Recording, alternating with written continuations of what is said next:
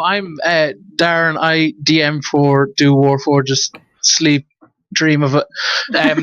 Yeah, I'm not even. I'm doing one take. I'm Bruce Willis. Yeah, nailed it. So yeah, this is the DM game. Oh wow, my brain is farting right now. What the fuck is wrong with you? Put it this way: if they're still tuning in, they know what it's fucking called, right? So yeah, I'm Darren. I DM. From left to right, we have our lovely players. I'm A. I play Zadora. She's a robot. She's a robot. She has no feelings. She's a robot. She's a monster. She's everything I've always hated in life, except for Darren. Wait, she's Esme? No, continue though, please. How dare you? I mean, I play Result Fuel. I am not a robot. I am Esme, also known as Evil's May, also known as Heartless. Insensitive May. Insensitive May. I think that's really hard to say. I'm Esme. Harlot. Listen. You slut shame her. No, Esme, I'm I'm Neil. I play Esme, and this is going to get so much worse before it gets even a slight bit better. I'm Laura. I play Conan. Oh no! Yeah, I Googled it. I was like, bad now.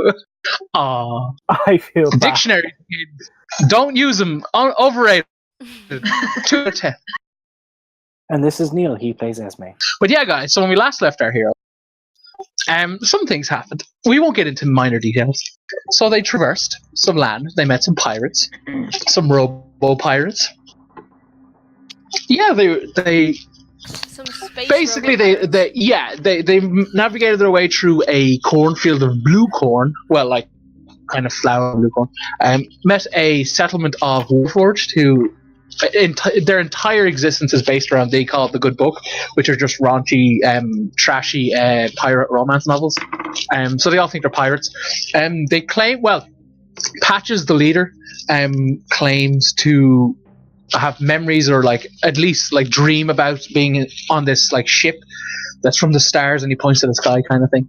And he leads the party to what looks like essentially like your standard like typical pirate sea vessel, but there's a lot of engine-y stuff tacked onto the side, lots of magical runes and stuff, like stones enchanted, the whole thing. And here's that the artifact, which are like really intense magical items, like in traditional these games world set, which was stolen by a group of Yuan Ti, the snake people. If he gets that back, he might be able to power the ship to return to the stars with all his men, his crew, that kind of thing. So yeah, the players, the guys, the gang, the lovely individuals, we can help you with that, because basically the land around the settlement is just littered with anomalies to the point where like it's almost intraversable? No, untraversable? Yeah, that one. Yeah, basically they can't proceed forward. They have to go underneath it. And these tunnels are littered, the tunnel they have to take goes through a Yuan Ti temple, which again has the Serpent King, which has the artifact. So it's a case of like, if we clear this out, we're doing a good thing, and we also open up the way to proceed forward. So let's do it, that kind of thing. So yeah, they navigated some of the tunnels, the early tunnels, the mines. Some things happened. Do we want to divulge? Or will be a case of like, if people want to find out, they'll watch the YouTube video? I mean, it's kind of going to impact on like, the mood of the current session, I imagine, so... And if you don't mind, I'd like to say it because it's very, very important, and I feel like it's something everyone should know. I finally got Bard spell cards. And I'm just so excited to use them. Also, Isadora is a Warforged. What? You surprised us. I've been tricked. Her injured hand finally came loose and was torn off, and her clockwork innards were exposed. Ooh, innards. Yeah, I couldn't think of a good word. Her innards became her outers. And it was distressing for everyone involved, and I imagine it's going to continue to be. So. Yeah, no, it was like actually emotionally traumatizing. Yeah. Like I can't get the image out of my head. It's just burnt in That's why I was so annoyed. My hand was shitty today. I was like, I've got a break in client work. I can draw it. Wait, no. But yeah, so we essentially had that. Neil, everyone's echoing through your speakers. Wow, you have such fucking small town problems. Yeah, I know. It's almost like if you use push to fucking talk. Yeah, so that was really distressing, but it was fantastic as well. Absolutely brilliant. Delight, can't believe 466 days that went for. It was crazy. Absolute fucking milestone. At me, someone, I don't know. It's like I'm not going to name another D&D streamer podcast because that's like not what I no. We're all in this. We're all good fun. That's not fun. But yeah, someone at me anyway. But yeah, 466 days. That was really good. It was insane. But yeah, so that happened, and we ended up cutting. I guess just after kind of like the initial like, oh my god, like Isadora was very upset. As should be. Everyone else was kind of like, what? It did end though with Izzy eventually kind of like, you know, picking herself up quite literally because the hand was on the floor. Putting herself back together. Yeah, it's like, god damn it, Izzy, pull yourself together. That kind of thing. So yeah, I believe that we cut at just being like, you know, hey Rook, I'd appreciate it if you didn't mention it, and like the NPCs were kind of like, yeah, no, that's cool. I'm literally a weird one-eyed old man, and Red was like, I'm a vigilante who's on the run, and this is my weird friend, and Monkey was like, ha ha ha, I don't speak. Continues being silent. So yeah, so that was a case of like they pressed on through, they navigated the anomaly which like essentially caused the reveal, and pushed through a giant door to, did we just say what was on the other side of the door? It was steps leading down. Yeah, it was steps leading down. Yes. Yeah. My notes end at Izzy's hand comes off 466 days. That's literally my last note. Yeah, but that's the most important. But yeah, no, that's a case of like, I can't remember if I have to declare that again. So yeah, it was a fantastic session. It was very fun. I'm glad we got to do the reveal in person. Yeah. And yeah, it was fantastic. 466 days, guys. So yeah. Cool. All right, guys. So that was when we last left our heroes. So yeah, you guys pushed through the giant doors. Before you is a darkened area, which I believe would be lit because of Risbit and stuff. Well, either way, Rook has a torch regardless of, even if Risbit doesn't have one at the current time. But yeah, you can't kind of see forward, but like the steps you guys are on are clearly like well chiseled, like, well, not well chiseled, but like well worked. They're clearly like, you know, humanoid made, that sort of thing. They're not natural forming steps. And they just seem to descend down. The area is vast and open and cold. You kind of just smell stale air, as much as it's a case of like they probably navigate these tunnels a lot. It's not like a lot of fresh air gets down here, that sort of thing. So yeah, guys, Rook again, kind of not unnerved. Well, yeah, on edge because of like the obvious distress in the whole party vibe. Kind of like is like, should we proceed, or do you guys want a minute? Or she starts walking down the stairs. He's like, okay, it's going to be a good day. Who needs a minute when you have 466 days? I'm literally getting a t-shirt made that says Isadora, Tanner is a Warforged, and on the back it just says 466.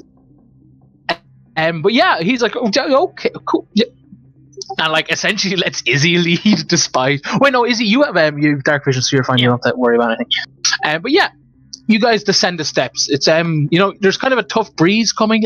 There are large dishes on each side. Every like, you know, few steps, there's kind of these massive ones where like you throw in lights or like fires. If this place was kind of like in its prime, but as you descend, you know, the air gets colder, staler, that sort of thing.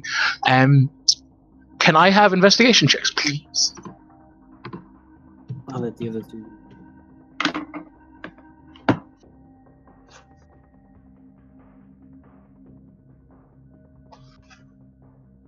Evil Smith. Jesus Christ.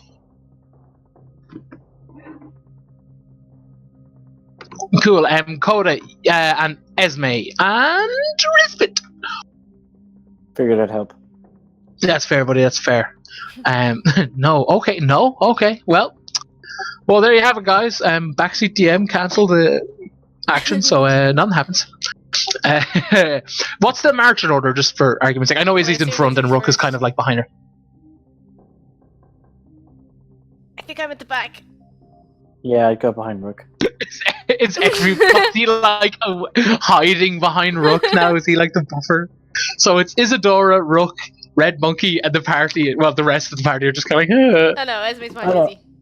Okay, cool. I'll be behind Rook. All right, cool. Yeah. So right. So Isadora, there is a pressure plate a couple of feet in front of you. A 9, you don't particularly see it, but I'm just going to say, obviously, due to the recent situation, it's case that's on Izzy's mind kind of thing. She doesn't notice it. Esme, Coda, and Risbeth, you all see like the pressure plate that like she is a few feet from stepping on. How do you proceed? Oh no! Don't step there. You might die. What do you mean? There's a plate under your foot. Oh. Okay. And then she sidesteps it and keeps going.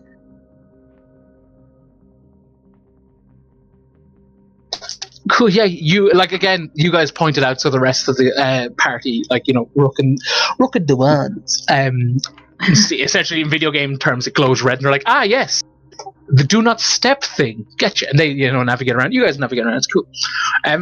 You guys descend a bit further. You kind of hear creaking, like rope, like it's clearly being strained from above. That kind of thing. I look up. Give me a perception check, buddy. Tieflings have dark vision. Never mind. It's like I played one for like a year. I should know this. Cool. Yeah, Izzy. Oh, not Izzy. Sorry, I apologize. Coda. You see a dangling, like what looks like a boulder almost, and you notice that there's kind of like grooves along the edges to say like hold this in place if it were to fall. I'm gonna point this out to everyone. Then Rope is starting to. Oh boy. Okay, is there like a trigger attached to this, like a tripwire, or is it just like it's straining and it's gonna fall? It's straining to the point where you think that it's more than likely gonna fall, if not aided or like essentially intervened, or but like you can put 2 and 2 together to know that if you stood off to the side where the basins are, you would you wouldn't be in this thing's like line of fire. Yeah, I'll direct everyone to step into the grooves. Rook and Red and Monkey all step off onto their own little platformy thing. And I'm assuming the rest of the party do the same? Yep. Cool. Yeah, right. What's a beep? Yes, okay, cool. It's a case of you all just stand off to the side opposite each other, and it's kind of like, whoo. And then it just doesn't fall, and Rook is kind of like, this is awkward. Do we want to trigger it so it doesn't come after us, or do we want to risk it? He's like, my vote is that we trigger it. And then Red's just like, yeah, no, I'm up for that. And then Monkey's just like, like, hi, Monkey, I'm weird and quiet. So she doesn't say anything. So yeah, it's a case of like, you guys get the quote unquote deciding vote. Better to hang over our heads. Yeah, it's a case of like, Rook points out that like, as you guys like, if you were to go forward, the areas where the basins are, they're spaced out to the point where like, if this thing fell, you might struggle to get to safety in time. Whereas if we trigger it now, the trap is sprung, we can just walk normally, that kind of thing. Do we see the bottom of this kind of incline? How far? It's 60 feet, isn't it? 60, yeah. Yeah, no, yeah. There's it's not near the edge. It's maybe like, I suppose in numbers wise, it's like 40 feet away, that kind of thing. But you can see like a platform that these stairs go down onto, and there's like an archway, and that the whole like there's clearly like a designated like this is the entrance. That kind But if we trigger this boulder, is it gonna like block the doorway, or does it look big enough for the thing to just roll through? It doesn't look like it's big enough to roll through the doorway. Like, it's certainly not wide enough to hold it. The boulder is certainly shorter. It's not as high as the doorway, that kind of thing, but it's certainly not like thinner. So if it were to fall down, it would certainly block it in the sense that you couldn't like scooch past it. You reckon you might be able to climb over it, that kind of thing.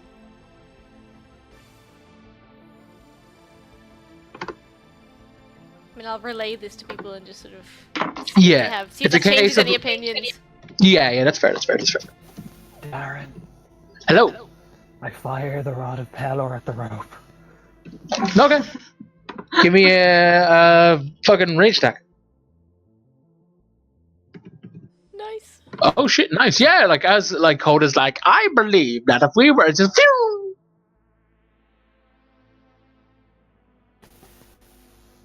Everybody back in the hole! yeah, this thing like, slices, crashes down to the point where like it's kind of shaky and you're like, whoa, like if you loose stones fall off the platform you guys are on behind you, that sort of thing, but nothing too like it's essentially like darkness and a chasm beneath you, that kind of thing. And it starts rolling, it picks up speed and it crashes into the wall again, shakes to the point where you guys react to it like, whoa, that was a very large thing hitting into a very not moving thing. But it's not a case that it's like so intense that you need to save or you're going to fall or anything. It's more just like, well, that's a thing that happened. And Rook is kind of like, yeah, it's probably for the best. Like, that could have couldn't have been flat.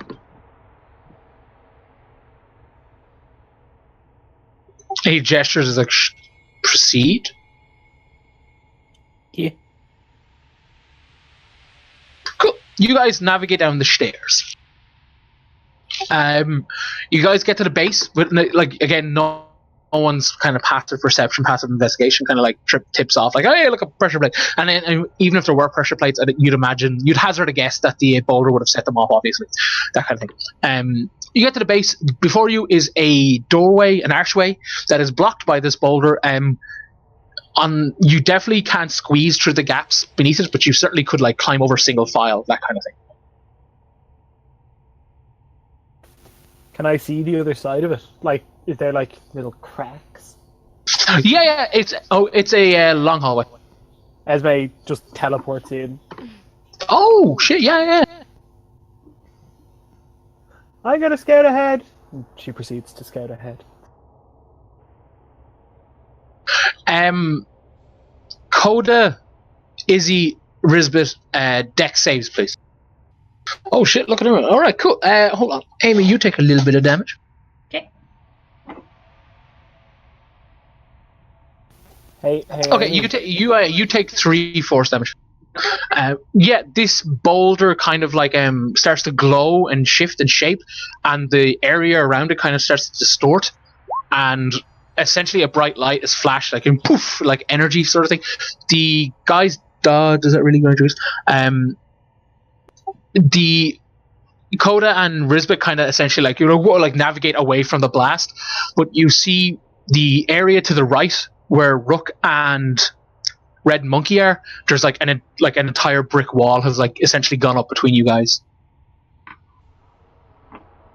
Between us and Red Monkey and... Yeah, essentially you guys have been like, as it goes up, as you guys have been, as it goes up, you guys notice like the thickness of it, and it is like pretty damn thick. It's like, I guess if like 2 of me lay down like head to toe kind of thing, that thick. I'm not sure how, like 12 feet thick then, I guess, yeah, because I'm 6 foot apparently. So yeah, that kind of thickness. What? So how are we separated? A big ass wall, like this like weird boulder kind of like reacted, and there's a flash, and the kind of area around you guys kind of distorted and warped. Force energy kind of like burst out from it as it like triggered essentially, and Izzy took some damage, but like the landscape kind of weirded out, and you saw a wall essentially shoot up, and like you hear from like far away, as you hear like Rook be like, "Is everyone okay?" Okay, but what is fine. Like, what is the separation? Is it like on either side of the boulder when we went over it, or what? It's to the right of the boulder. I'm gonna say Esme like teleported through. You guys were in the like haven't climbed over it essentially. So in front of the door, like there's a picture of a door and a boulder's in front of it. On the other side of that boulder, like in the hallway, is Esme. You guys were on the left side of the boulder. Okay, Sorry, that's my bad. But yeah, they were kind of blasted back. They kind of took force damage to that sort of thing. But when they went back, this wall kind of like jutted up, and when you guys look around, you see that the stairs you came down has kind of like twisted in on itself. It's looked very distorted and warped. Like there was clearly a reaction to whatever this boulder was. After the boulder kind of like triggered, you see that there's actually like arcane runes kind of all over it, that sort of thing. So yeah, like Rook is kind of like yelling to be like, "Are you guys okay? There's a doorway here." And then he's like, "Red Monkey, are you guys okay?" Like in implying that perhaps they have like are on a separate door area kind of thing too as well. And like you hear Red essentially be like, "Yeah, no, we're good, we're not dead. Are you okay?" That it's a case of like it's just a shouting match to confirm that everyone's like not dead. And like Rook's like, "Okay, well there's a doorway here," and then Red's like, "Oh, there's one here too." It's like, okay, well, like I guess if it's a temple, they probably all lead to some room, or they'll meet up eventually, that kind of thing. Like a throne room or an entrance hall by the looks of it. I guess be careful. And Red's just like, "Yeah, no, that's a good plan. I'll do that. Like, yeah, we're fine. You guys." Yeah. Red seems to be lower than, like not in octaves, as in placement. Like Rook is like really high up from you guys, and Red is kind of down lower, and they're kind of all like, "Oh yeah, we'll go forward. There's no point like expending energy this far in kind of thing to like pierce through the wall, that sort of thing." So they're like, "You know what? Let's just go. We'll probably meet up. If not, if it's a case of like Rook is like, oh yeah, if it's a case of you guys get to like the courtroom wherever this king could be and we're not there or we haven't met," he's like, "Oh yeah, please by all means like come find us. We like don't take this thing on by yourself kind of thing, and obviously don't abandon us to like die in a fucking cave, that sort of thing." So like after that, like Red's kind of like, "Oh yeah, I agree," and it's a case of like, "Are you guys okay with that?" Is that a no to? I'm gonna say yes. That's fine. We'll wait for you, and you guys wait for us. So is the door that's in front of us the one we saw Esme go through? Yeah. The boulder is kind of like blocking the way still, but it's a case of like you guys can take a bit of time to just like climb over it. But Esme, you said you declared you wanted to scout. Was that just more like a mocking thing to the party, or are you actually looking to like go ahead and scout? No, she's going ahead. Yeah, cool. All right, sure. Give me a like in scouting in what way? Literally just proceeding forward to ahead of the party, or is it a case of she's creeping forward to see what's in here? No, she's sneaking away. Cool. Give me them rolls. Nice. Cool. Yeah, you proceed down a hallway, quietly, a long hallway. There are torch sconces. They are not lit. You do see a soft glow in the distance, like kind of like flickering like candlelight. It's a case of like it's an L shape, like you're coming down the long way and then it's going to turn to the right, that sort of thing. When you get to the corner and peek, which I'm assuming you would or you will do, or that sort of thing because you're scouting, it seems kind of like an entranceway. Like there is it's kind of a square room with torches that are lit. There are two giant doors at the back that kind of, like again look like entrance doors, and in the middle of the room is not a tower, a large statue with like some sort of snake-like humanoid depiction holding a vase, and they're pouring out a liquid, and the liquid's running kind of like it's like actually there into another basin, and it's green. It's like greenish water.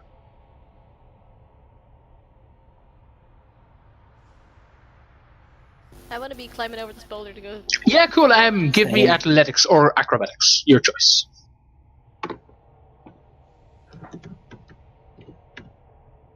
Oh, Rizbit. Can I use that to help Isadora over if she'll accept the help? I do need the help. Her hands will be still damaged too, right? Yeah. Alright. Yeah, like it's a case of like since Coda rolled first sort of thing, Coda goes over and he's like, "Ooh, look at me, I'm a talented noodle." Rizba kind of climbs up, he's like, "Oh yeah, I can do this." He's in the process of climbing her in the process of climbing, and she just slips, her hands a bit like still not perfect, and as she's slipping down, like Rizba kind of like oh hey, like extends a hand, and I'm assuming Izzy kind of like reaches out to catch it more like out of instinct. If you know when you're falling, you're like, you kind of lash out kind of thing. And she's like, "Oh," and I guess. And the second she's over, she lets go and gets away as far as possible. Yeah, that's cool. So yeah, you guys see Esme essentially like Metal Gear Solid sneaking the corner, looking around, and Esme as you like, I'm assuming hear them like hopping over and stuff. Yeah, you can like turn around and notice that like the rest of the party are coming towards you. What happened with the big rock? Where are the others? They got separated from us by a very large wall. They're going to try and find a way around. Well, they're dead. Also, there's a big fountain of green goo. Let's investigate further. And she proceeds to investigate further. Cool, yeah, if you want to investigate, give me a investigation check. No.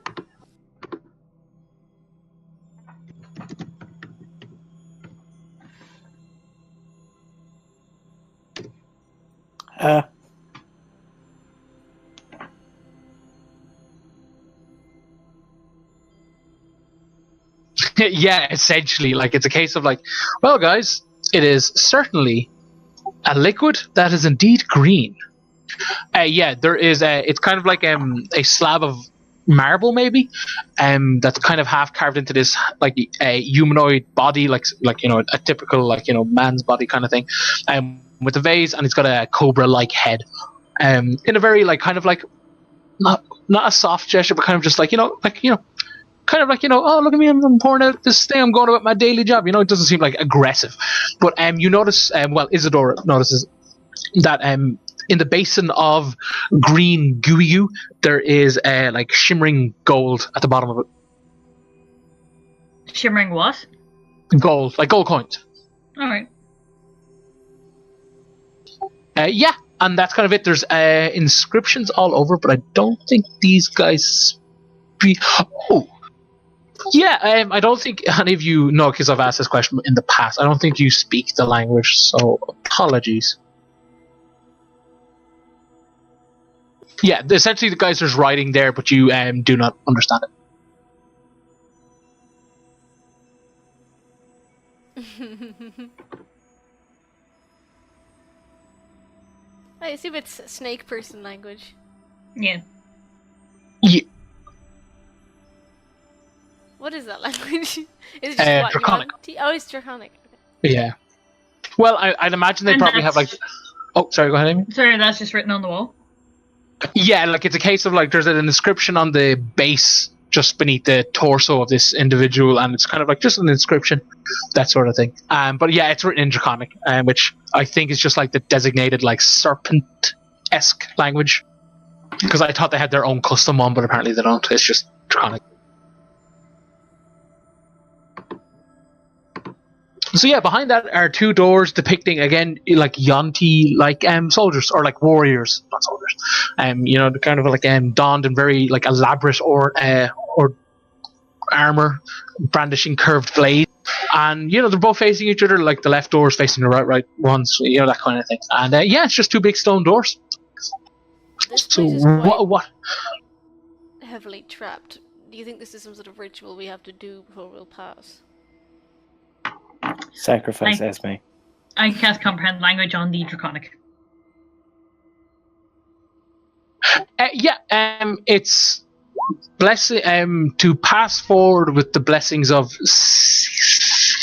their designated god that you would have heard the abomination talk about back in the day when you guys fucking like speed ran that bloody fucking dungeon. That's a compliment, by the way. I'm not taking digs. That was like insane. Like people were just like, oh, look at this problem, shame if I fucking owned it.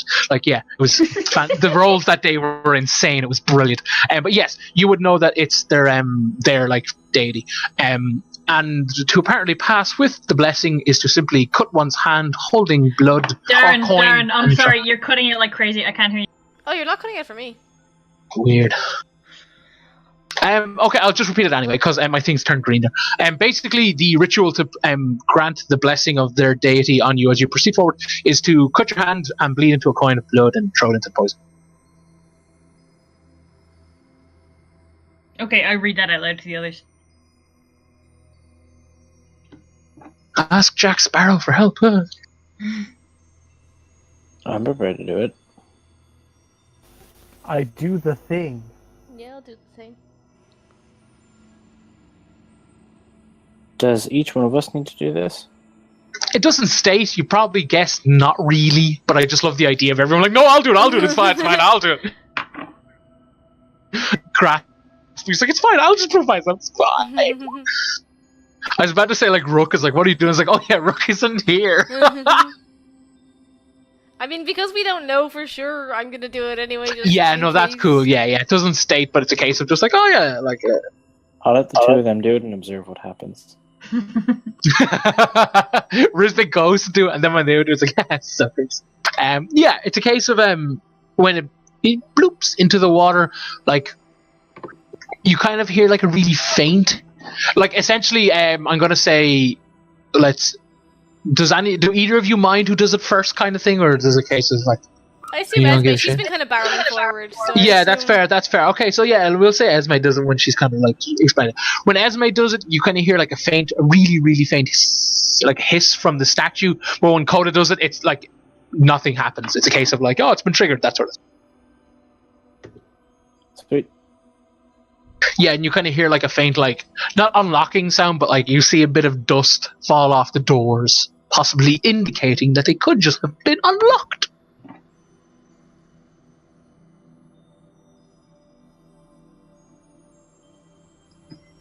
Let's go through the A doors. fourth god has appeared at the table. You don't know how bad this is gonna get.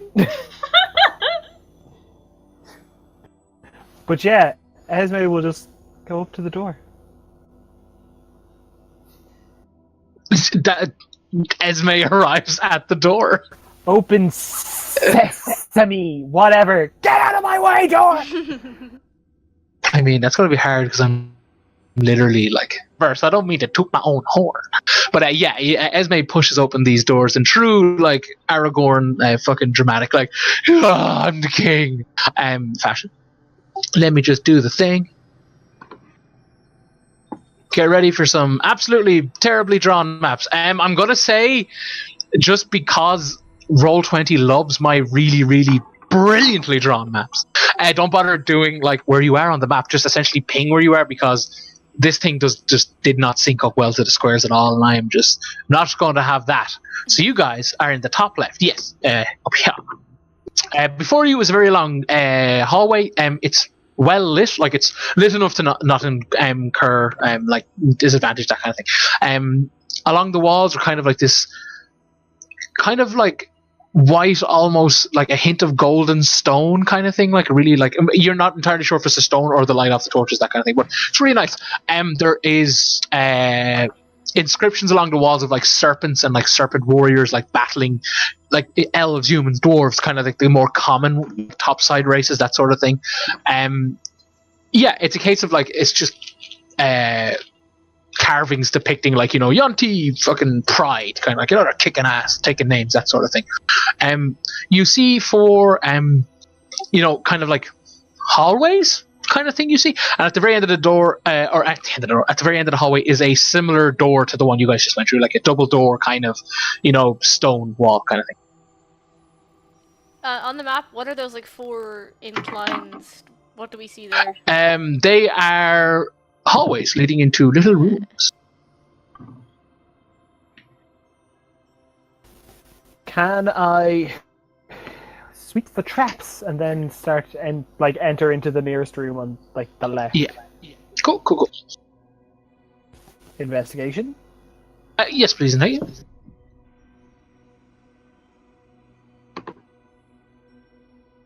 I'll try to. Nothing pops out at Esme. She just walks in. Ha! Esme, dex save, please.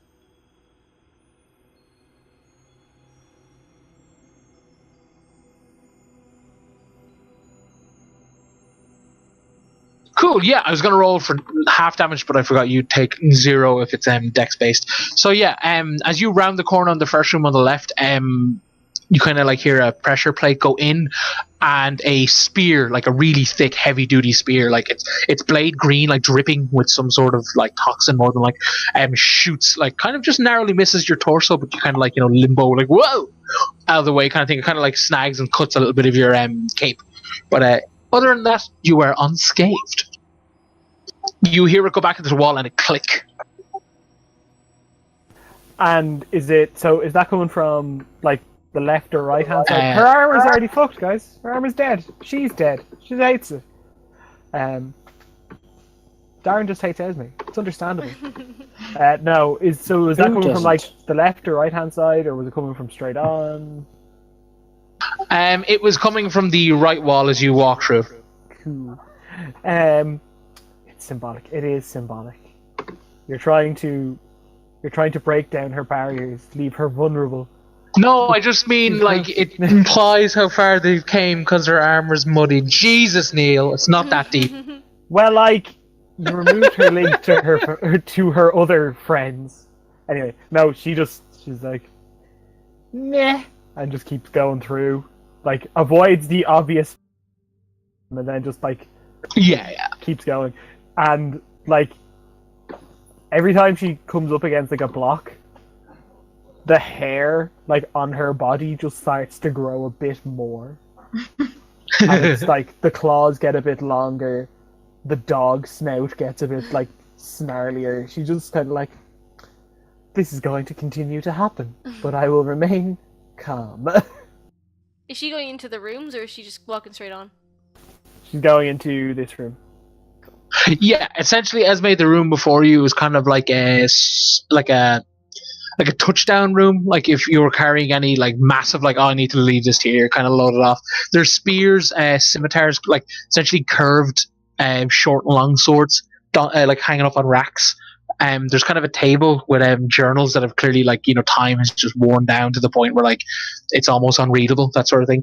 Like it's if you were to touch them, they kind of like pages would turn to dust, that sort of thing. Yeah, looks like a room one would set their gear down if they just returned from the outside world.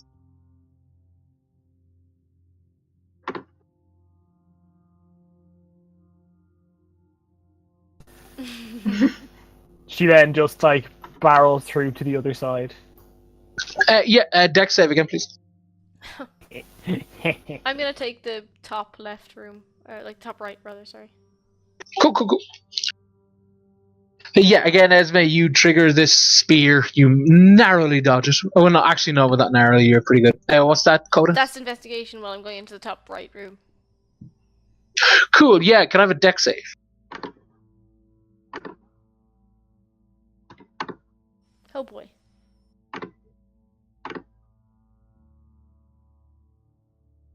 Okay, you take 4 piercing damage, and can I have a con save, please?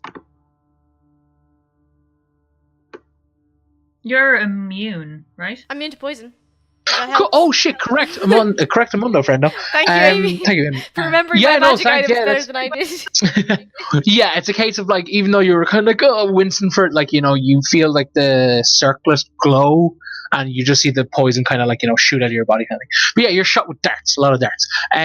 The investigation, this room kind of looks a little bit bigger than the previous rooms. It is again, a set down room, but there's clearly like table and chairs, and a lot more kind of like random bits of armor and such on the wall, possibly like a guard post, maybe, that sort of thing. Looks like at the very least, it's somewhere you could sit and talk to someone, that kind of thing. Esme, did you roll investigation for the other room? Oh no, that was just your deck save. Yeah, you dance in between the spears. I'll roll investigation when I get in there. Unless, like, does it look exactly the same as the other? Yeah, it's pretty much just like, oh, if Jim is taking box A, I'll take box B. Cool.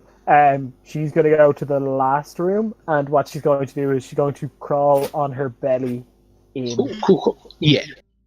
Snake.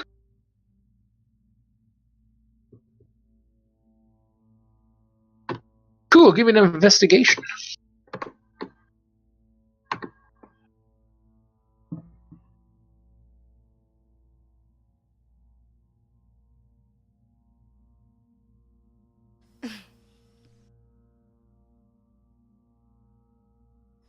Do you want me to try that room, Neil? Yeah, the layers of dust hide everything to your keen eyes.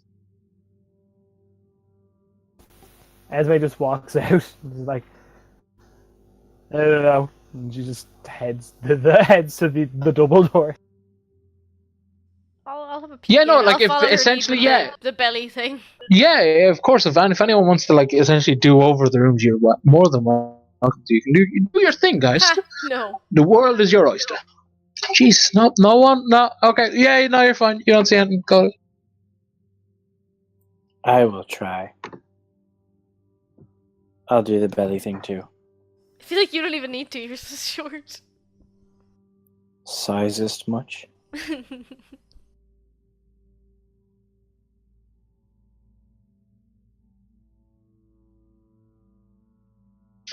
Rizbit.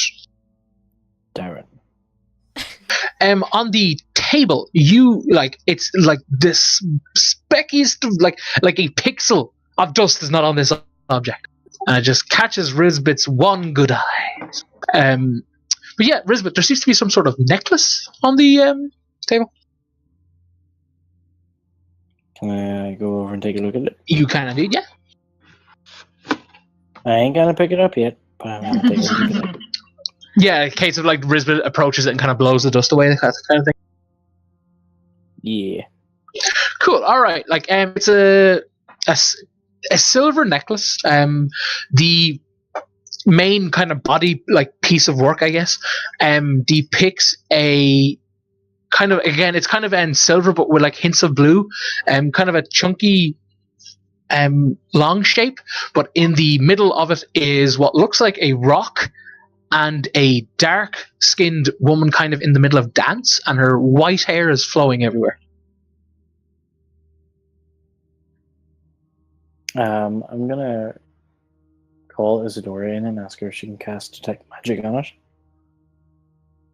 it. She nods and she does so.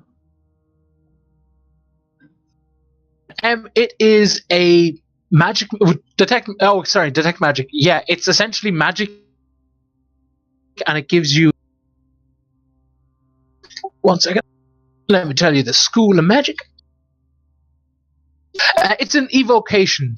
It springs to life with this is indeed a magic object, and it is a whatchamacallit, evocation centered device. Okay. I thank Isadora, and I suppose I'll pick it up. Say what, Juana? I thank Isadora for taking a look at it. Okay. And I'll pick it up. All right, cool. Yeah. You get one odd, unidentified silver medallion. Cool.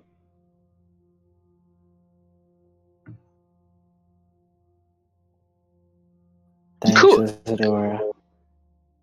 Okay. She leaves the room and waits in the hall. 1 second, guys. I can't find my notebook. I think it's over here. I need to go away to go and grab it. I'll be back in 2 seconds.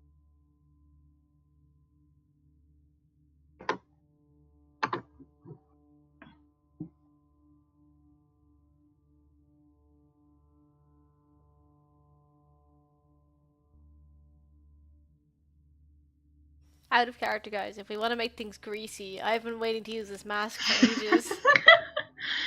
No one needs anything greasy. I don't know, man. We might. I'm just really I don't get to use magic in this campaign, and I really want to use my grease spell. 6 real life months down the line, we're gonna have a situation that calls for grease. Yeah, probably, and I'm gonna be so happy on that day. It'll be oh man, we just can't quite fit this thing down this hallway. If only it was just a little bit slippery. It's let me fucking help. It's literally gonna be that Oglaf Labyrinth thing again. Oh boy, can't wait. I also have Disguise Self. I haven't had cause to use that in the Red Forest.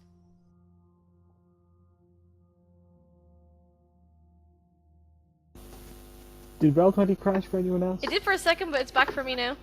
Oh, yeah. Same. Yeah, same. There, yeah, everyone's back now.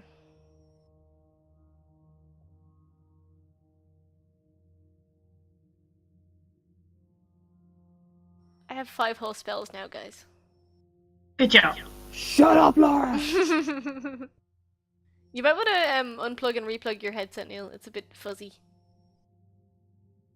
That's too just bad. my life. Okay? That's fair. This is what I have to deal with. So... back off! Okay. I'll let you be you.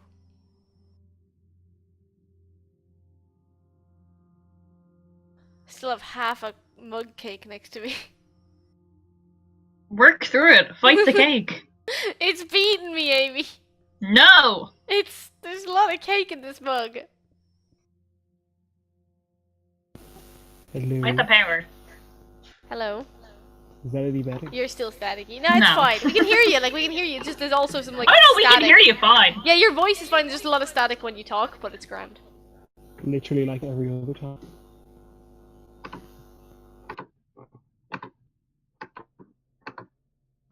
Hello. Hello. Hello.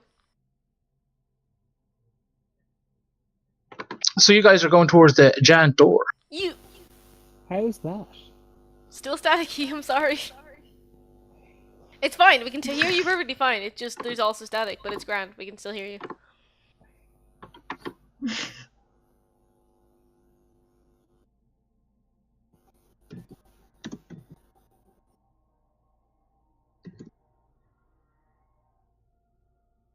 Darren, I approach the door. Yeah, it is a large stone double door depicting Yuan Ti soldiers, kind of like locked in combat sort of thing. You know, their swords crossed, that sort of thing. Is there a lock visible on it, or do I just push it? I don't know. There's no keyhole. Mm. If I try to push it, does it move? And it's a case of if Coda's like straight up like pushing it, it requires strength check. But if Coda's just kind of pushing his hands on it, it doesn't seem to move because they're like heavy duty stone doors. Yeah.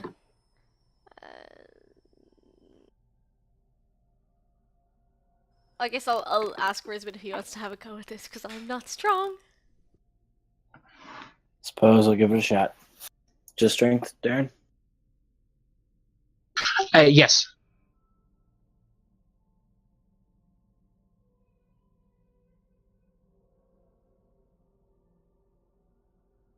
That's a solid 14. Yeah, it takes a while. It's a case of it doesn't open easily, but it eventually opens. Like Risbet's kind of putting his back into it sort of thing, but eventually it swings open. Excellent.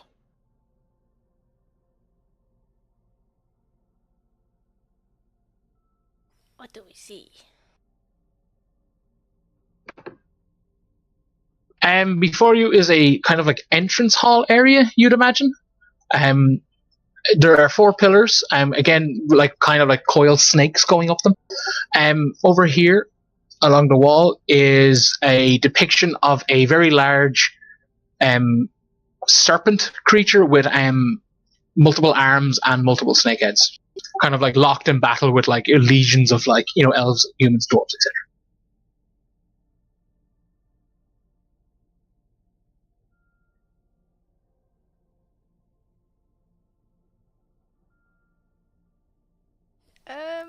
Would I've ever? Can I roll nature to see if so a creature exists that has a bunch of heads and arms and all that kind of stuff? Would I ever? Or is this a religious type thing? You know, can I make a difference? To is this? Can I discern? It is. It's your call, buddy. I'm gonna try. They're both the same stats. I'll try religion.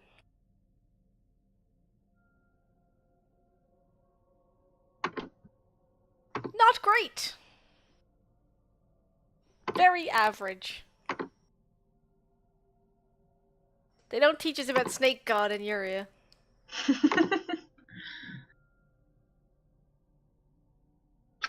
Let me guess that number. Well, that's Discord. That's the wrong window. 14.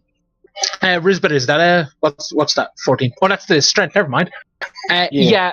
Coda, you don't know the specific individual, but you can hazard a guess. Maybe it is their god, this person, or maybe it's just I don't know, a general in an army or something. But it's up to you to draw what conclusions you will. That kind of thing. But as in you looking at it, you're it's Jim. That kind of reaction doesn't happen. It's himself.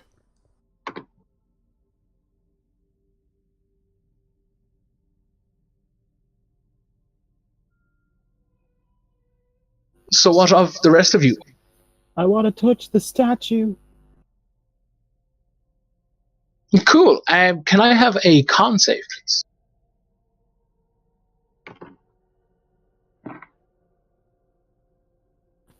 Yes, hold on.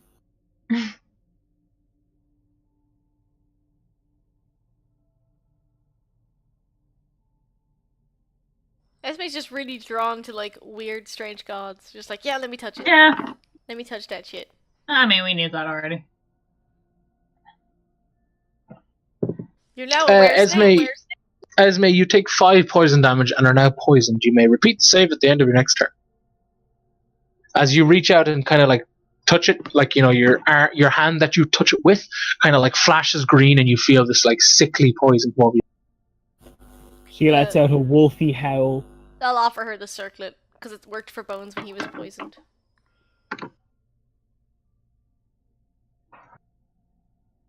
Does Esme take the circlet? No, thank you. Are you sure? I don't need a crap. It'll help.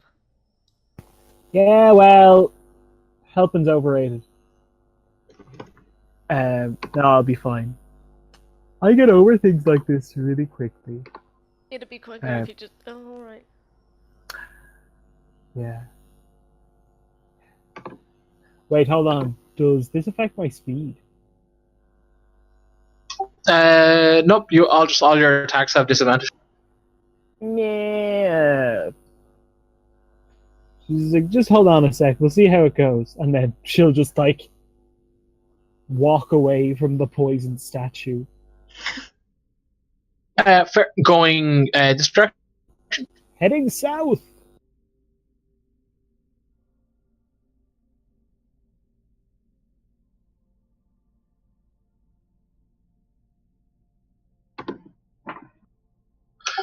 Before you is a large pillar with a coiled snake. The head of the snake is aimed towards this door. God, they Which- really sorry, I fucking didn't- love themselves, don't they? Yeah, X's, by the way, or plus signs, depending on how awful I drew them, are doors.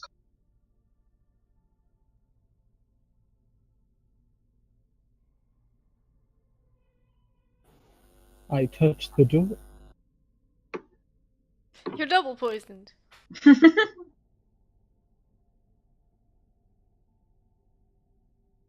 You'd like to touch the what now? Sorry, Esme? Touch the door. Can I have a dex save? Yeah. Oh, boy. Oh boy.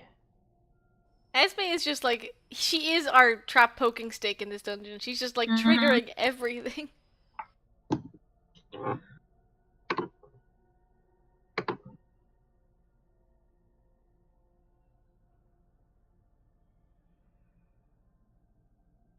That's a 12, Darren.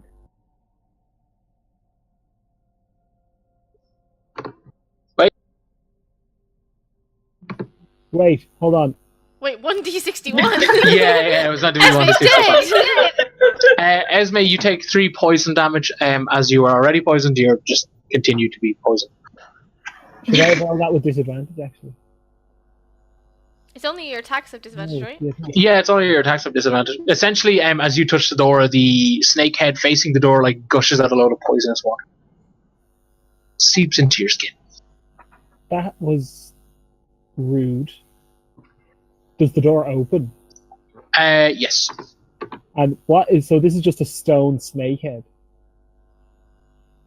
Yes. Well, like clearly, like there's a hole, like a tube or something is in the middle of it, like where the mouth is. Esme, if you're going to be scouting, maybe you should take the circlet, because everything down here is poisoned. Yeah, I'm fine. She's You're not fine. poisoned. Yeah, but literally, poison happens, guys. You know, life It happens. doesn't have to. Esme just like looks at Code and says, "Life comes at you fast," and then she just dodges in through the door.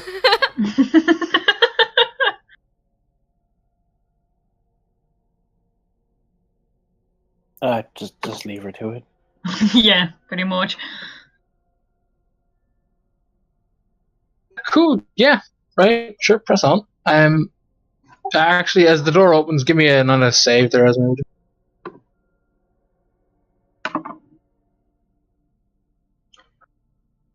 Yeah, you feel the poison leave your body. I'm free! Yeah, at the end of a long hallway is a trifecta of Yuan Ti soldiers, and they kind of see you guys and they hiss. Initiative, please. I wave.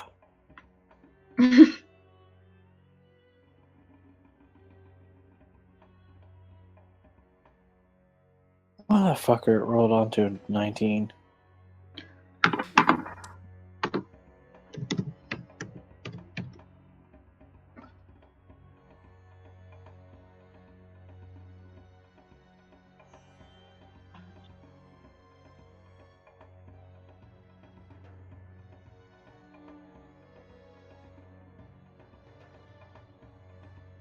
Darren, Yes. the first raid released today for Destiny 2.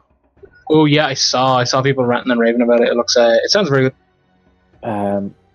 I've got a Twitch stream open on my other screen of a guy who's in the lead for completing at the moment. Oh, Wow. that's insane. Coda, is that 27 That's your my initiative? initiative, yeah. Quick draw, baby!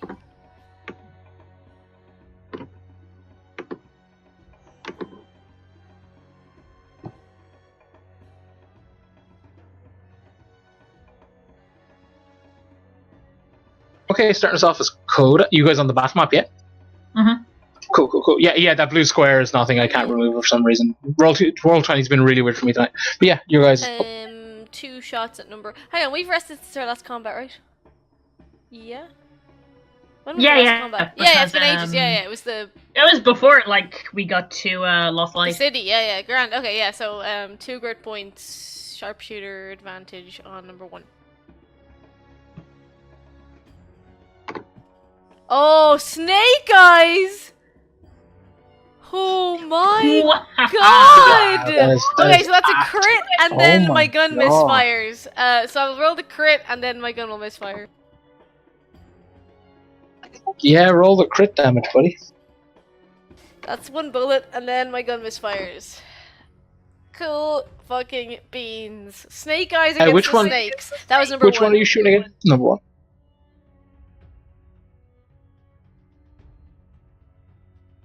Cool. 31, jeez. Yeah, okay, so, Esme, you're up. Esme will use her insightful fighting against number 2.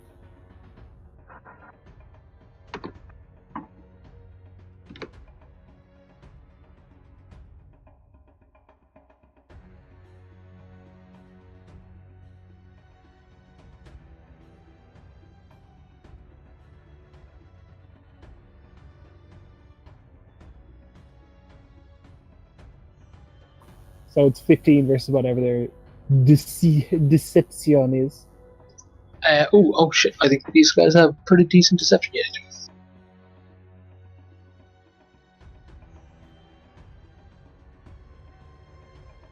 Attacker wins, technically. Woo! Hold on.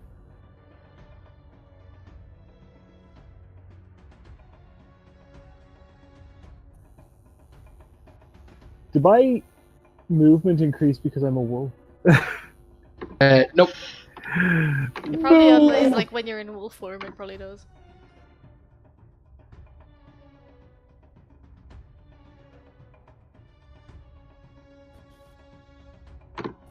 Yeah, Esme is just gonna move up and start firing off power shots. Cool.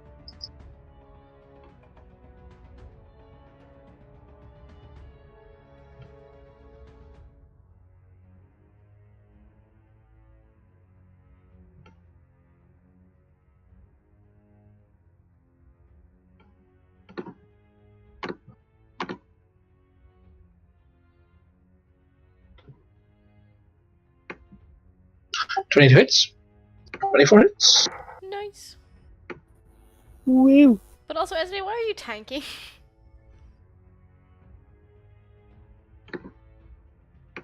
Because she's a mad one. She is a mad one. That's fine. But yeah, essentially with like her right hand, she's swinging the Also, that's a piss poor roll. But she with her right hand, she's like swinging the rod of Pelor, but then with her left claws out, she looks quite a bit more feral than before. Cute, Isadora. She's gonna move over here, and can they all make charisma saving throws, please? Yep, 1 second.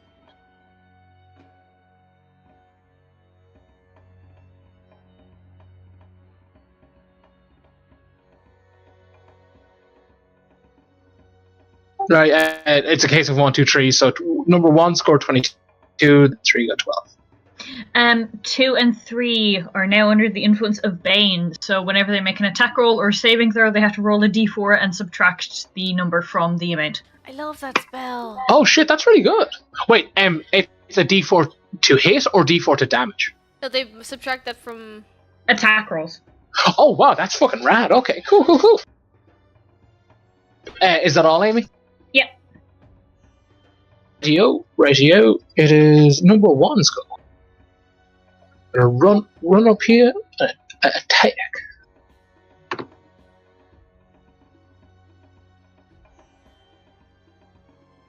Yeah, cool. Alright, so it's going to swing twice at you, Esme with a sword. Bring it! Oh boy. Oh, 20 and a crit deal. I have anti-crit armor. No. Cute attempt, though. There is armor that does that, isn't there? Like Yeah. Yeah, adamantium armor. It's lame. Adamantium, oh. And also, I think you can get it as like a champion in general, as like a part of their class. Anyway, you take a total of 18 slashing damage. Oh!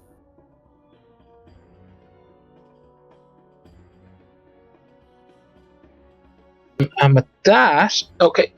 1 second. Yeah. Esme, you're still alright, yeah. Because I noticed your health on the game board is low, so I was like, are you that low? No, we were at full when we started this fight. That's what I mean, like, but I just meant like her the icon. Oh yeah, no, I'll put the number proper now. Like. Alright, yeah, no, that I was just It's making weird sure because that I was I like, can only see Esme's bars. I can't see anyone else's.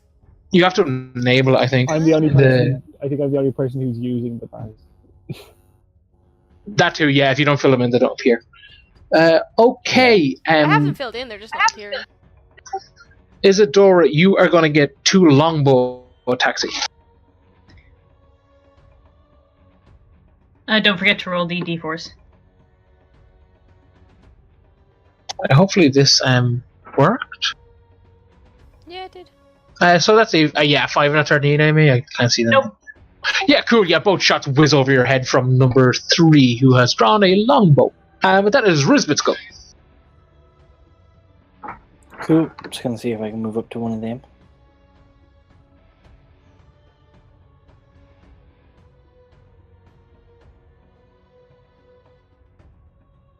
I cannot. I'll move as close as I can get.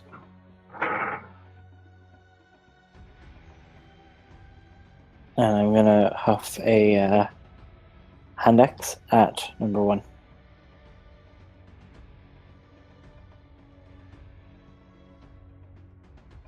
Yeah, cool. Give me them rolls, buddy.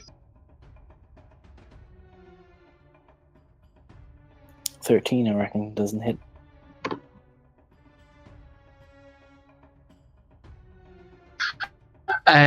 You think 13 hits? You are incorrect. It does hit. Ah, sweet. Okay. Yeah, these guys are like literally just wearing like, pants. This is directed at which one, sorry? Yeah. Number 1. Number 1, cool. And 8 Jeez. damage. 8 damage, that's nice. Cool, alright, we're back to Coda if that's all you wish to do. Oh wait, no, that's incorrect. We are back to number 2, whose first go he's about to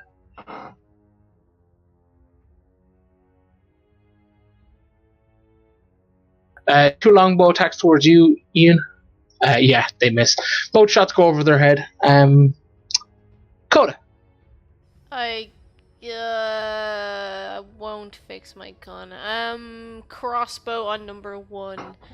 I will use sharpshooter.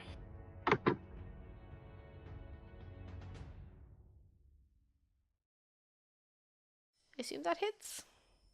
Yes. 18 damage. To Number 1. yeah, number 1 goes down. Head goes kablamo, and they fall over. No, I'll just move up to over there, and then I'm done. Yeah, cool. Esme. Well, with number 1 out of the way, Esme is going to run right at her quarry, number 2. She basically just claws out, runs straight at it. Oh, you're doing melee. I'm coming for you, snake boy.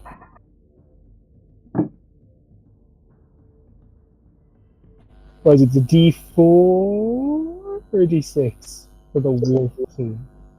What, the hit? The like unarmed attack. Your unarmed attack is 1d6 plus strength. Cool. But as you're not a monk, I believe it is a strength-based swing. So. Oh yeah, that what it is. Yeah. Do you have insightful fighting on him? Doesn't matter because I'm not using a finesse weapon. So now I've realized that this was silly. No, it wasn't. I crit. Roll the damage.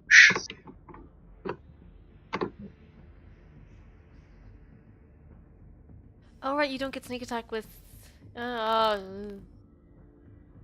Snake eyes again. Double snake eyes again. What is with this curse of the snake eyes? Guys, this game Gonna use is my bonus. cursed. I'm gonna use my bonus action. Disengage. Good call. Isadora. I'm going to cast Ray of Frost at number. Does 14 hit? It does indeed, dude. Good. Ooh, not so good. Our dice are a little bit cursed today. A little Yeah, bit. I'll A lot purge of there in a ones, and second. Esme's That big was damage two- earlier was a lot two- of ones too. 3. Was that to number? Yeah, 2. Yeah. Yeah. Cool. All right, let me just roll these. Okay, well, yeah, that's fine, I guess. Yeah, take it away, Sam. But that is number I noticed the number.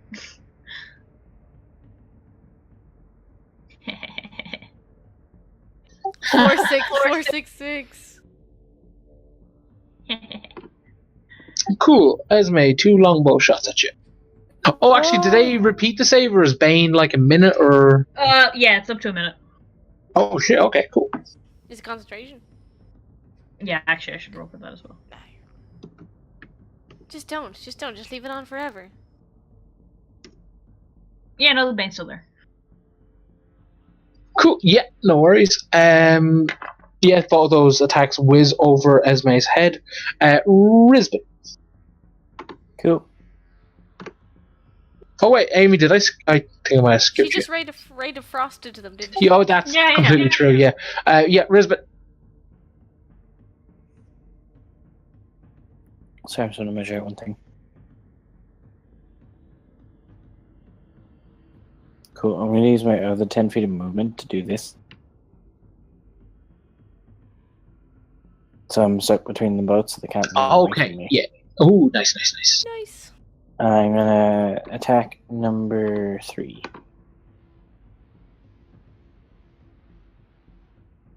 26 and spot it. 15.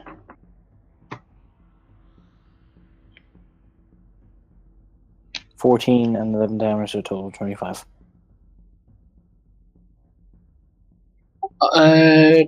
25. Cool.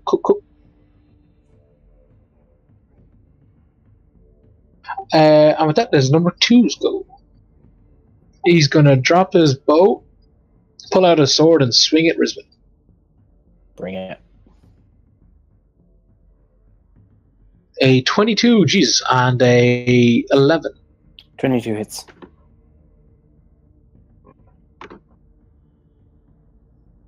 Ooh, A lot of fours on the pain, though. This in a is good way, though. Oh yeah, this is Oh wait, oh that's not poison. Risbet, you just take 6 slashing damage. I thought those weapons were poison. And Okay. with that, it is Coda's go. Grand. I can't multi-attack with a crossbow, but I'll shoot one bolt at number 3. I'll do sharpshooter again. My crossbow misfires. Goody. Oh, I really hope I don't hit Risbet. I assume no, it's fine, right? Oh, yeah, it's fine. It's fine. Crossbow like twangs and the bolt goes in a random direction. Is that all? Yeah. Well, I'm literally out of. Well, yeah, I'm out of weapons, so yeah. Esme. Esme, seeing the error of her Esme, takes out her rapier to like be prepared in case they get up close again, but will like fire off shots from her her rod of pillow. All right, because you can only one-hand that. Yeah, it's just a rod, but unless I'm wrong, am I wrong? No, it's in your one hand. I'm a jewel wielder. Which ranged attacks at number 2.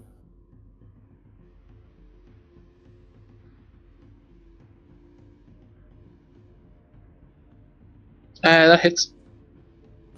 I gotta roll the damage on this one first.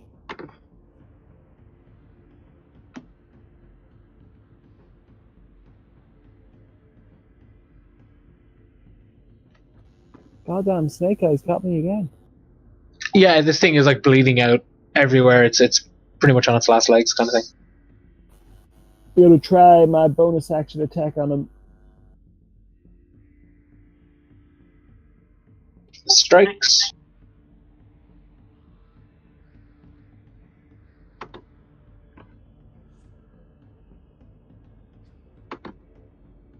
Fucking nice. Yeah, the first like circlet of power kind of goes through it and slices it, and it's kind of like, you know, grasping at its wounds, and the second volley kind of comes through and just like slices through it and like, you know, cuts its throat sort of thing, and it kind of like keels over and dies. Esme just looks at the last one and is like, "Are you sure you don't want to scram?" It just hisses.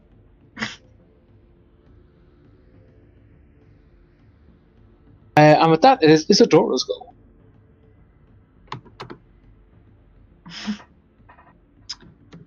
She's just going to shoot off another ray of frost at number 3. That hits, dude. Yeah.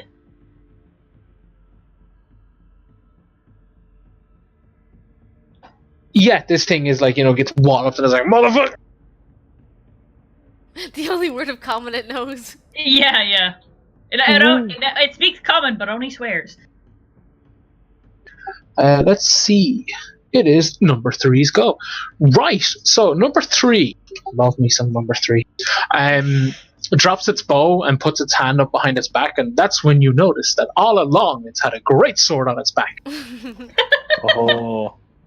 And it just like pulls it down, and he just looks Risbet in the eye.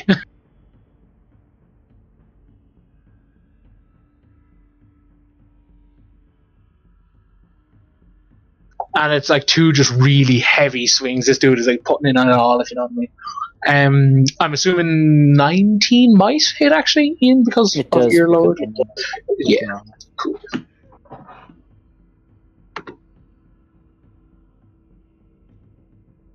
Okay, you take 8 slashing damage. Cool. And with that, it is Risbet's go. I'ma just smile at him. And I'ma swing twice.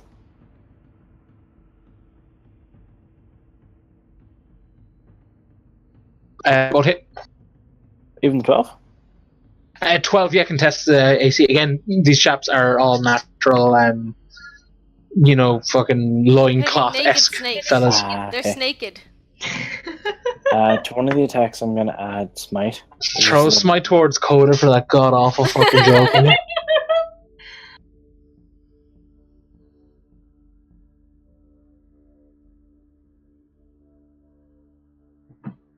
27 damage, Darren. Nice. This thing goes down to one knee, Risbit.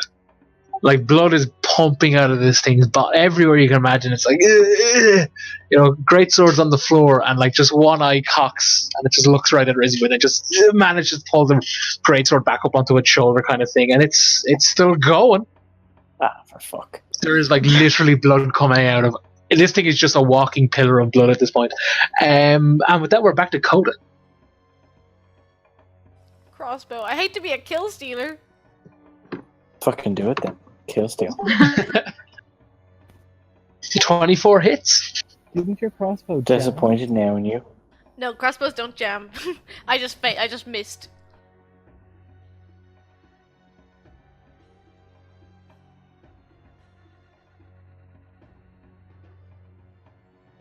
Yeah, this thing's like eyeing Risbit up, ready for its final bat, and straight in the side of its head is like a bolt from a crossbow.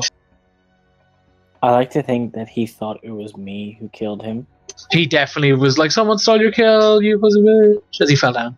Sorry, Risbit, Wow. he definitely won. Wow. He 100% was like, oh, you let someone finish your fight. It's cute little man, and he dies. Ha ha. I'm gonna kill all these sons of bitches by myself. Risbit frantically runs away. Yeah, congratulations, guys. You have defeated them. Final Fantasy victory music. Actually, while you guys are technically would have met them here, let me just reveal this area.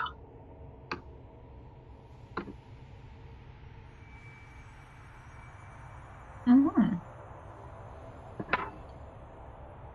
And jumping back to what Amy said previously, how much they love them. This room is completely fucking evident of that. In the center stands a pillar of 3 coiled snakes wrapped together. At the top it's kind of like a fountain almost, and their mouths are like open, and poison. You assume in poison water is gushing in and out of one another. In a contained kind of like cycle. The squares around the room depict Yuan Ti like lords. They seem to be like warriors with extravagant blades, but they've all got like really like ornate armor and headgear on and stuff. And just lots of like, again, they're kind of like statues, but they're kind of like a deep red brownish color. The texture's really funky. You've haven't seen it like in a temple before, that kind of thing. But yeah, they like these squares that dot the room are just that. I just want to pause for a second to fix my gun, if that's cool. Yeah, roll me a tinker check.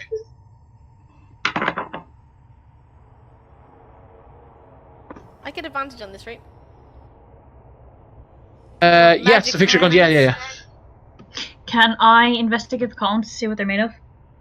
Yes, you can indeed. My gun is super fixed. They are made out of clay. These are clay statues. And is the clay like any sort of dirt that we have seen previously while we're going through here? Does it remind us of Mora's village? Mora and the boys. Mora and the boys.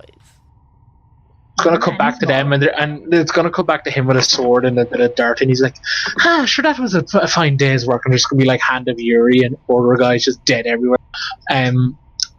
But it's, you definitely, like, you go like, oh yeah, no, you're like, this is definitely clay, right? You touch it and you're like, oh, it's clay. It's still kind of brittle when you push in the statue, a bit hard to test it, kind of thing.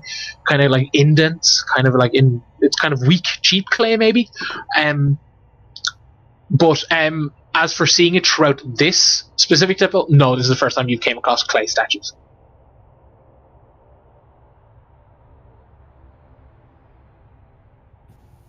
Dad, Hello. remember many moons ago when Esme bought a healing potion before she went to... Oh yeah, the mini one-shot thing. Yeah. Yeah. Do you remember what kind it was? I honestly think it might have been a standard healing, but that's not me being an ass. I honestly think she that's just okay, chipped in right. for a standard one, which is 4d4 plus 4, isn't it? Yeah, she swigs that and then just like... No, she's keeping the bottle. That's fair. That's fair. Oh, Scoop up some of that fountain poison. 44 plus 4, is it? I believe that's what it is. 1 second, let me double check though. That seems a bit too low.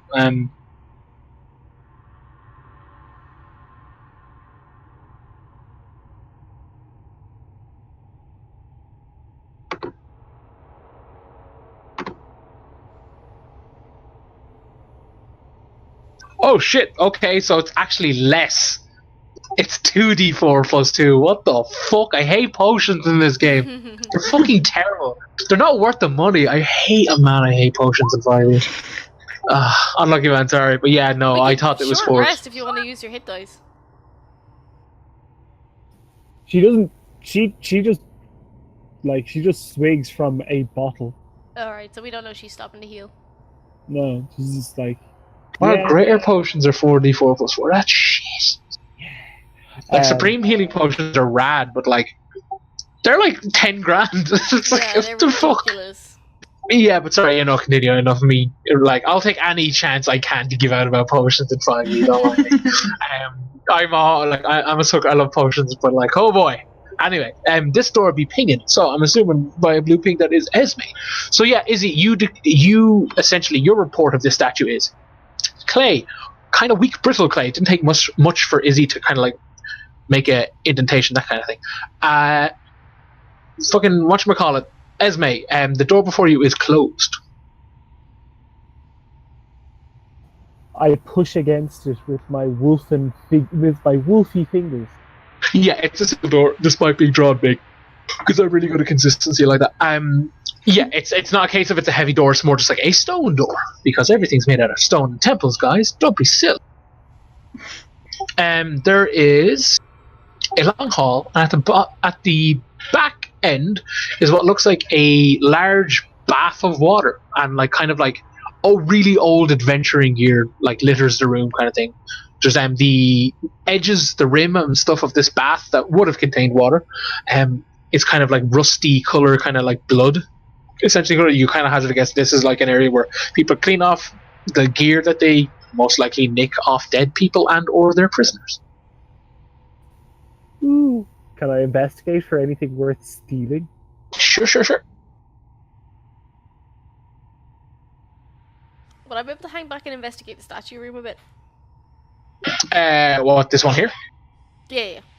Yeah, of course. Esme, you find a quiver of arrows with 10 arrows that kind of have like really weak arrowheads. Like when you're kind of pushing them around with your finger, you notice that they kind of split a bit. Almost like when they pierce through, they designed to shatter on the inside and cause bleeding, like internal bleeding.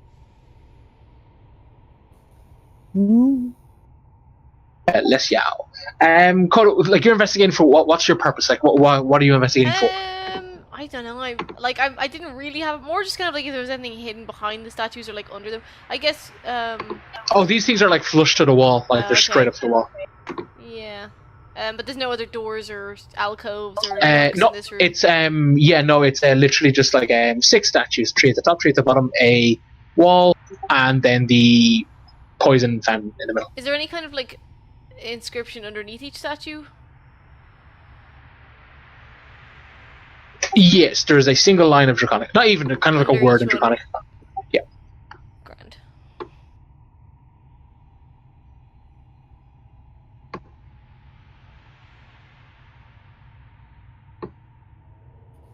Can I just check that water? Is it running clean, or is it like dirty? Like, I know that there's dirt around it, but is it like, is the water itself dirty? In the bathtub or in the fountain? The fountain. The fountain, yeah. It's running kind of like the gushing sounds kind of imply that it might be in like kind of like essentially a closed circuit. It's essentially just like shooting itself like around the room, that kind of thing, or around the decoration. Cool. She won't drink that then. Oh yeah, it's like every part of it like stinks. Like it absolutely stinks when Esme gets close, kind of thing. It's almost kind of acidic, that sort of thing. Yeah, she's going to return to the party. Yeah, no, the rest of the party I'm assuming is in this room. Do you guys want to break? Since it's 10:30, Yeah, and we'll we break, can come yeah. back to the Sure. we can go back to the room. Deadly, awesome. I'm gonna go get a glass of water. I'll be back in 2 minutes, guys. You're you know what? You're present. You're present in a room full of fucking statues, clay ones. Can I detect magic? Yeah, go for it, buddy. You afterwards like, oh yeah, now. Oh wait, that's not rolling. Yes, the clay statues are non-magical. They are mundane. There's no magic in the room at all. Nope. They're very Okay. brittle statues, right? Correct. I'm gonna float the idea that maybe if we break one, something might happen. Yeah, can we check? You said they were all flush with the wall. Can we check if any of them, like, if there's like a seam to any of them for like a secret door, that kind of thing? I'm also gonna point out the inscription, like the word under each one, but say I can't read it. Oh, I didn't know there were inscriptions. Well, can we? Yeah, investigate. And then I'll comprehend language.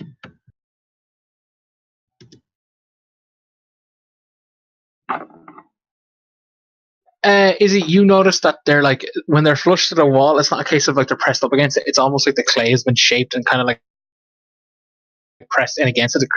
If you know what I mean, like it's a case of like the clay was wet and like put the seal on it. Someone kind of ran their thumb down the edge of it between the wall and the statue, that kind of thing. Okay.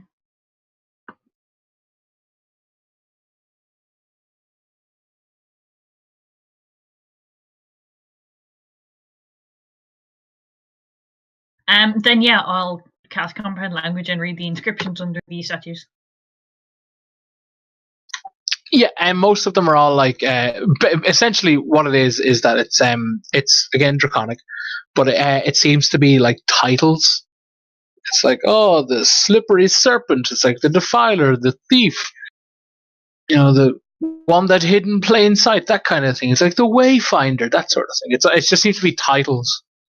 So yeah, this one's the wayfinder. This one's the serpent. It's just like the snake's title is the serpent. Who knew, guys? They're really good. They're really smart people. Surprise. This one's the thief. This one's the defiler. The warrior. It's like, and the leader. That's me. Can I touch the thief? Yeah, go for it. Yeah, you press your hands up against some clay statue. It feels like clay. Feels kind of hollow and brittle.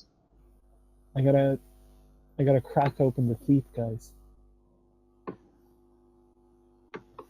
Cool. Give me a strength check. Or like basically a strength melee attack. Yeah.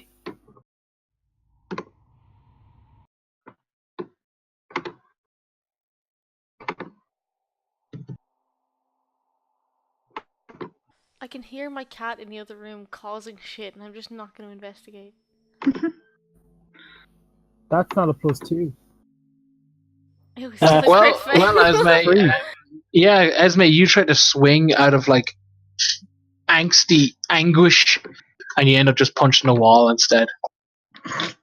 You're like, I'm not stressed. You swing and you just punch the wall beside it.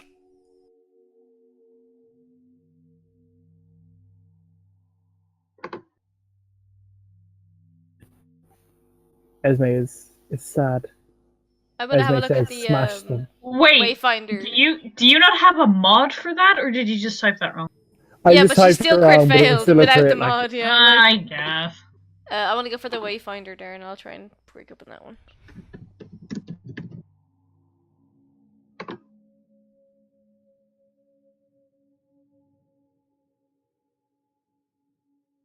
Look at my average noodle strength.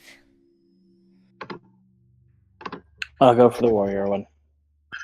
Coda puts his hand through this, like, punches it, and yeah, you hear a crack and a gush of wind, and you can see something beyond. Some light.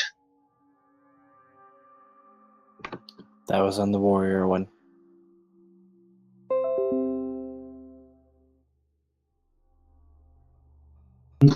Apparently my OBS is disconnected temporarily. That's weird. Oh, that's always helpful.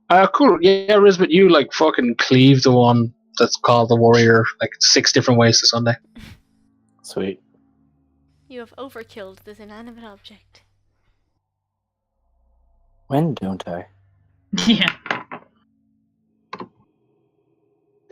Before you, Risbet, is a long hallway that looks like a sarcophagus / thingy is at the end. The air is stinky, and there is no light. The light coming from this room essentially illuminates the small hallway that and what you see before you.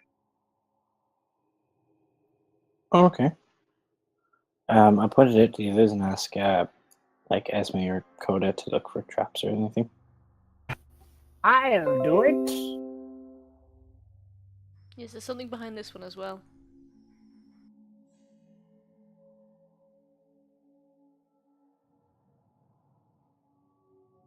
With a 19 Esme, you spot a cluster of pressure plates, and your eyes kind of like, I wonder what they lead to. And when you're looking at them, you kind of look up and you notice that the ceiling looks particularly loose. And Coda, what's the? Is that for traps? Yeah. Yeah, it's a case of you. Wait, is it in your one or the one? Yeah, that was going to be for my one. Yeah, nothing stands out. Esme tells Risbet to watch out.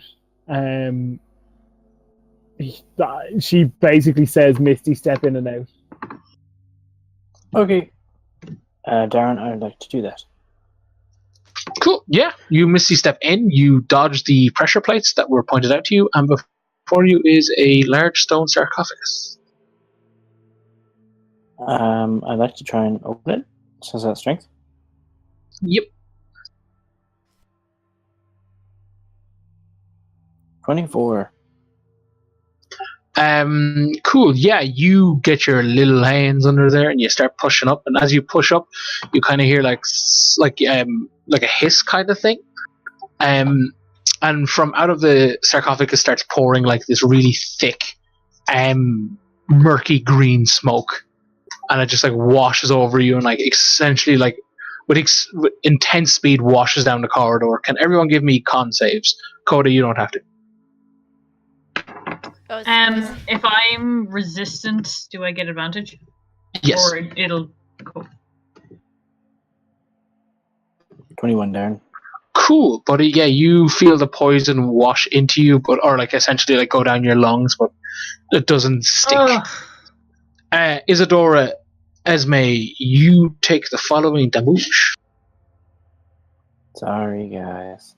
1d8 worth of poison damage, and it'll eventually roll. It's an 8. Wowzers. And yous are now poisoned. Fuck you, goblin. Wow. Risbet, before you is what looks like the cluster of a snake's skin combined with bits of bones. There is a very beautiful hand axe with lots of ordained and intricate carvings in it. Like the handle looks kind of green like a snake's, and the axe head has like inscription or like the carvings of like a snake mouth, kind of like agape like an attacking position. I'm gonna do like Cereza's not good at this, but he's gonna investigate it to make sure it's not trapped, and then he's gonna take it and Misty step back out. Ooh, cool. Yeah, he's gonna Indiana Jones it like. Yeah, pretty much. Nice. Give me that investigation check, buddy.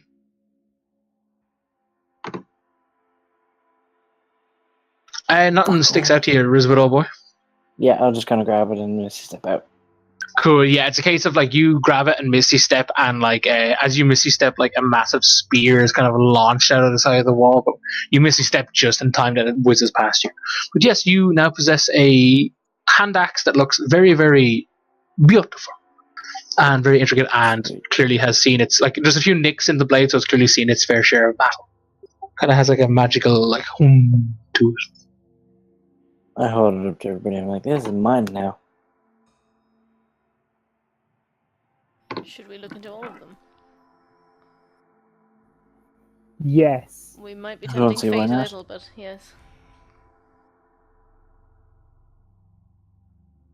I'm gonna go for the Wayfinder one there. Okay, cool. So you're gonna like physically go into it, or that Well, kind yeah, of thing? I mean, I didn't see any traps because I got a crap roll, so I'm gonna assume mine is okay, and I'm gonna walk in.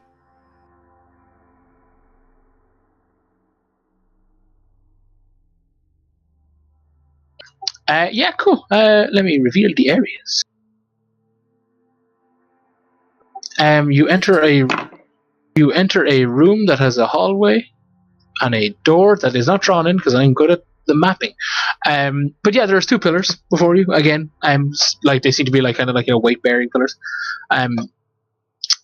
They have again intricate snake carvings, etc. I'm gonna kind of like go back to the main room and tell them that this looks like a way forward. Does it look like that hallway at the end leads to somewhere else? Yeah. Yep. Yeah, I'm not gonna keep Like going. there's sconces that are lit and stuff. Yeah, this could be another path for. Maybe we should investigate the rest first.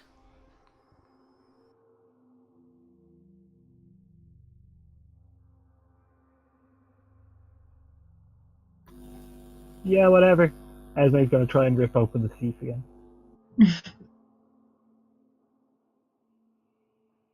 Go for it, buddy. Give me that roll. With a bit of strugglingness, but you manage to get it in the end. Esme kind of rips it open. Esme, before you is a similar enough hallway. Let me reveal it. Due to dark vision, you do not. It doesn't affect you. At the end here is the biggest pile of gold and jewels you ever did see. It looks like, tens of thousands worth of gold, that sort of thing.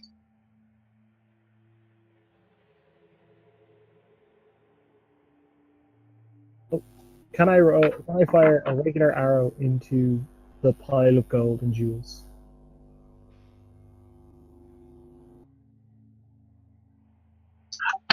You wish to shoot an arrow, you say? Yeah. Cool. Yeah, give me a ranged.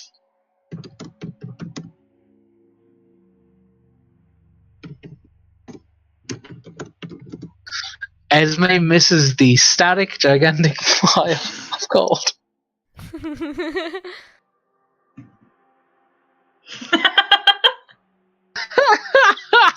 This is the best day. Cool, Izzy, give me a strength check. Or like if you're using a weapon, just like essentially roll that weapon attack. Strength check. Ooh, never mind. Ian, which one's Risbeth going for? The leader or the serpent? I'll go for the leader. Okay, I'll go for the serpent then. Relax.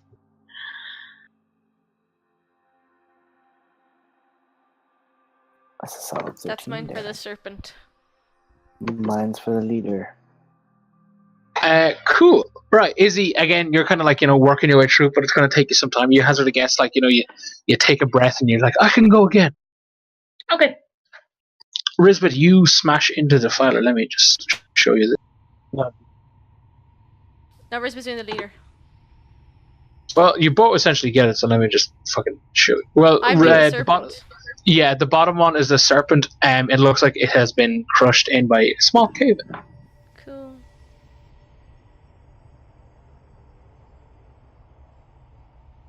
Risbeth, again, similar enough case. Odd sarcophagus thingy down here. Okay, I'm gonna point it out and let somebody else do this one. Would you like me to? Because I'm resistant to the poison anyway, so if Yes, anything... you can. Alright. I'm gonna go hide on the other side, like, middle of the room. I'll ping it.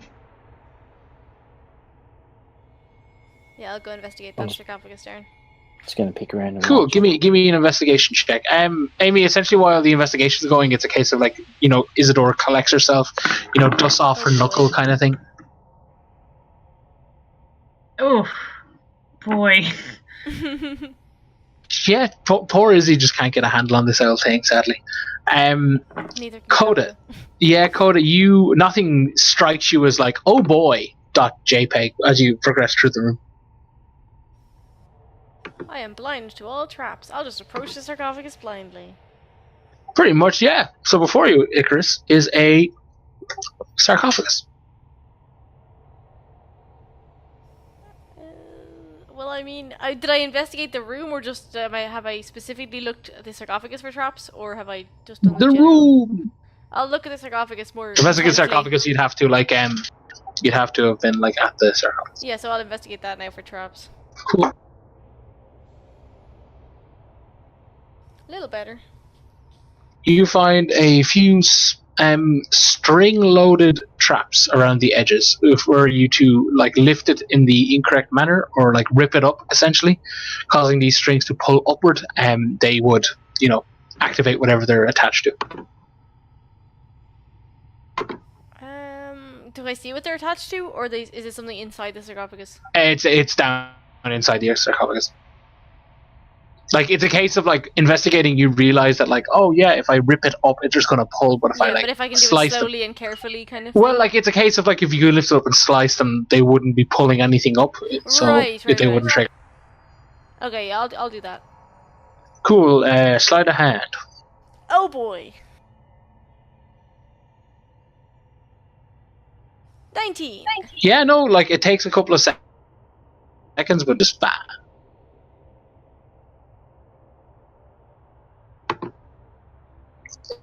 Is he going for one more swing, Amy? Third time's a charm.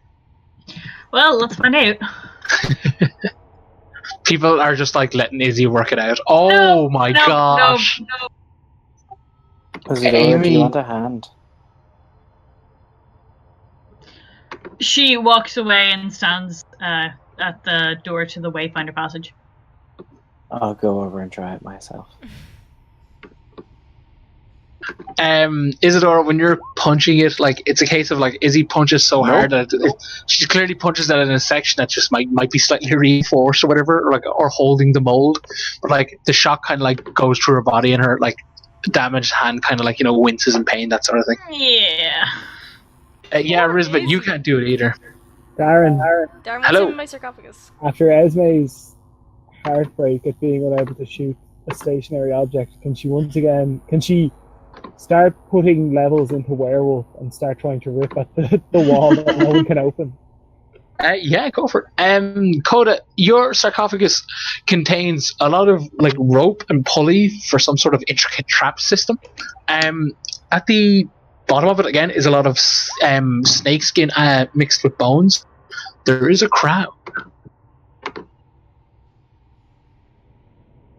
Is the crown attached to any of these ropes or pulleys? Nope, it is sitting amongst the skin and bone. I will pick up the crown.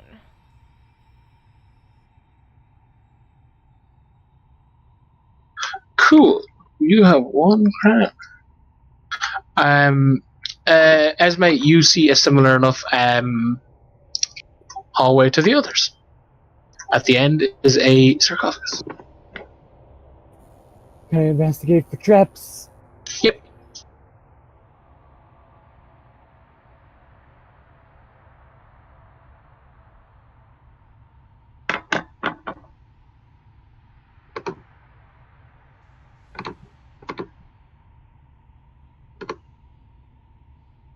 Oh shit, sorry, I didn't see that dice roll. Yeah, you notice a few like pressure plates and you easily step over. And then another sarcophagus. Yep. Yeah, I'm gonna investigate that for traps. And then if there's nothing, like, she'll point it out to Rizbit how to make his way in, and then if there's nothing, like if she can't figure it out or whatever, just have him look it up. Can I just like walk in avoiding the traps? Yeah, it's a case of she does that. Essentially, you've been issued like, oh, yeah, there they are. Yeah, Esme, you notice that there is a, again, pulley system attached to the center of this thing that if you rip it up the wrong way, it's going to... And there's a sleight of hand to disable. Yep. What's my sleight of hand? I'm going to attempt to disable it.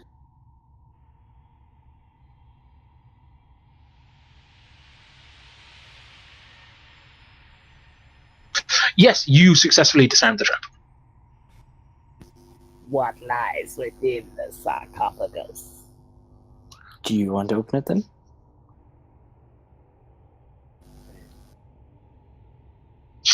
a pair of gloves. They look scaly and blue. Like literally like gloves that would go to your wrist, like not like, typical like, medieval game gloves where they like kind of go up your wrist, your forearm a little. They're like literally just like kind of, they look kind of almost like black leather gloves, that sort of thing. But kind of like wavy, like more restrictive and tight. But yeah, they got scales along it and Kind stuff. of like driving gloves.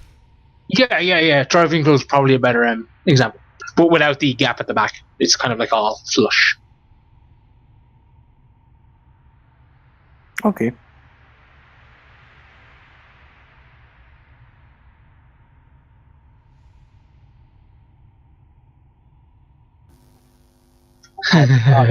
Was speaking to me.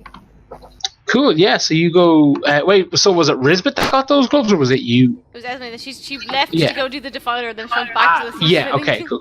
Well, no, I like Esme, like looks to Risbeth. He's like, wait, which one is this? Which That was the tunnel is- defiler. That was the defiler. Yeah.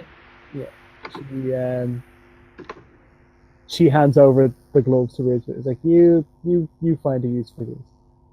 And she goes back to the tunnel of the thief.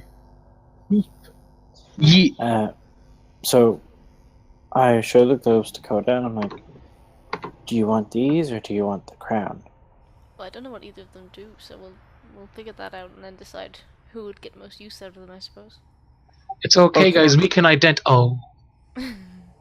okay. All we need to take a short rest when we attune to them. I don't know if we Risbeth should attune to them understands without the Esme. Risbeth understands the Esme Nilo school of thinking. When in doubt, just fucking connect to it anyway and hope for the best. Well, I Yeah. don't Go have gloves, connect so... to the fucking pile of riches before you, then, bitch. Can I investigate to see if there's a trap waiting between me and my pile of riches? Go for it, a buddy.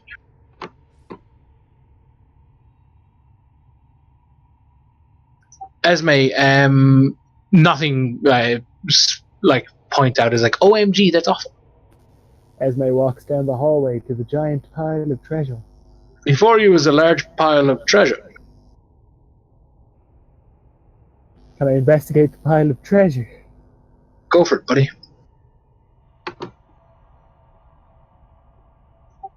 A pile of treasure. This is before you. It stands. Fucking kill me! Okay. Esme just starts piling the treasure into the bag of holding. She just lays a hand right on it. It's like, yeah. Let's see what happens. Dex save. Well, at least if you save, you take half damage. Or no damage. You're grand. Correct. Esme straight up like Neo's this shit, but the second Esme grabs the gold, the illusion shatters.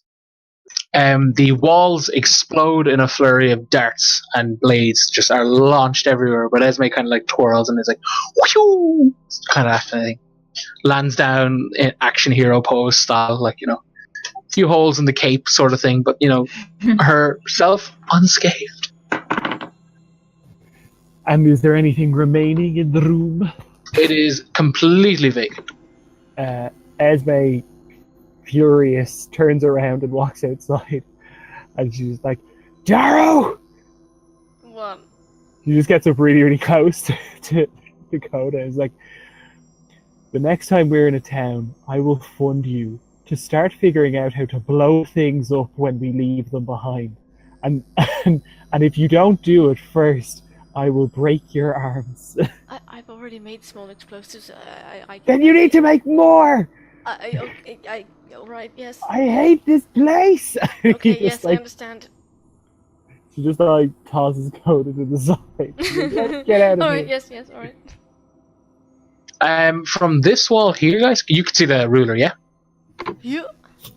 Cool. From this corner to this corner, like from the top of the room down towards the floor, like that angle, you see an apparition.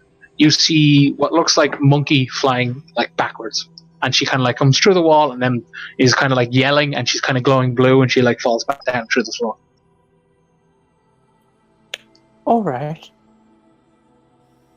Also that, yes? Yes. I suppose there's somewhere else in the dungeon then.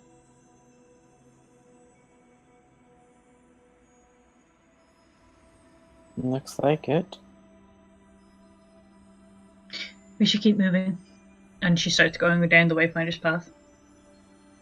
I agree. Follows Isadora. Yeah, I'll follow. I go the same direction. I'm just sort of but holding Esme this doesn't follow crown kind of anyone. uselessly. Let me hold the crown. Are you going to wear it? Let me hold the crown. So you can wear it. That's not what I look. Put it in the bag then. She just holds open the bag. Yeah, I'll give it to Esme. I would put it in Henry, but I'm just like, I want to know what Esme does, so I'll give it to Esme. Esme puts it on. Yeah! Esme, can I have a D10, please? God. boy. Like, of course she takes the crown. Like, I'm not at all surprised. Of course, what were you? Like, why? Because she asked for it! This is why you're the worst, Laura. As Esme places the crown upon her noodle, you see the life drain from her face, her hair, and then the colour from her hair, and then the colour from her face, and then the skin from her face, and essentially Esme's face is now a big dirty zombified mess. Esme, take off the crown. Darren, do I have the wherewithal to take off the crown? Say that again? Do I have, like, the awareness to, like, can she take Oh off? yeah, it's like literally Esme's like, I put the crown on my head. Like, to Esme, nothing's happened. Oh, okay. Esme. She looks like an absolute horrified mess. But like, as Esme speaks, it's a case of like, yeah guys, what's wrong? It's like this mummified, like, face. She's Please like, take off the no, crown. it makes me look pretty. No, it doesn't. It's a Does anybody sexy have a crown. piece of glass? Yeah, I see I have a mirror. I'll hold up a mirror to her. Yeah, Esme, you see like your own mummified face kind of thing. It doesn't suit you. Finally, finally the exterior matches the madness inside. Like, I think it's Oh, pretty. And Jesus. she just keeps it on. While you wear it, you get advantage on intimidation checks to like scare and that kind of thing. Oh my god, guys, I can turn into, like, a shadowy, monstrous Oh my god, I can be like Laurie. You outlit Laurie. This is it. This is the This lit is path it. for This is Esme. how it She happens. But it's mockingly puts literally- on the crown like, this is what you look like, this is you, I'm Laurie. But it's only the face. The rest of Esme is perfectly fine. Like kind of like a little bit into her, like Kind of essentially like her monster head and her design neck. and everything, where like it's a sexy woman body, but like, oh, the face is a bit evil. Literally, I can't believe I've contributed to that. I feel You dirty. have. I'm gonna have a fucking I'm gonna have a bleach shower after this. Fair. She does in fact take it off. Does her It does face it. turn? No, it does. It does. It changes back. It takes a couple of seconds, but it catches up. God, there's like audible sigh of relief. You hear over here as the two Yuan Ti guards like, y'all done with this? Just give us a Or, moment. Just yes, no, I think are we ready? Are we good? they draw great swords and hiss. I You draw hear a them. great sword and hiss. In common, they bark fresh meat.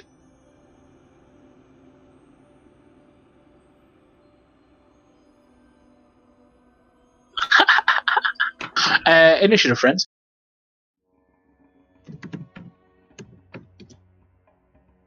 By the power of editing, we just moved number 3 out of sight. Consider yourselves bamboozled. Oh my god. Neil, I get to go first before you. Yeah, lads, y'all ignoring happens the a lot. like fucking Izzy like Is he Transcends critted? time. Like I know code crits should be awarded, guys. Oh, Fucking crits have to go first. applause. I'd take Izzy should go first. Yeah, sure, why not? I always kind of assumed like if it's a crit, it's like the best possible outcome. Like even if like someone else rolls technically higher, it's like yeah, but you critted, so. Within reason, it's really fun to Yeah. like flip it on its side and like have like extremes happen to the point where it kind of loops back and is awful. Just because they keep people on their toes. Isadora, you're up. What do you do? Can 2 make a wisdom save? Are you viciously mocking him? Nope.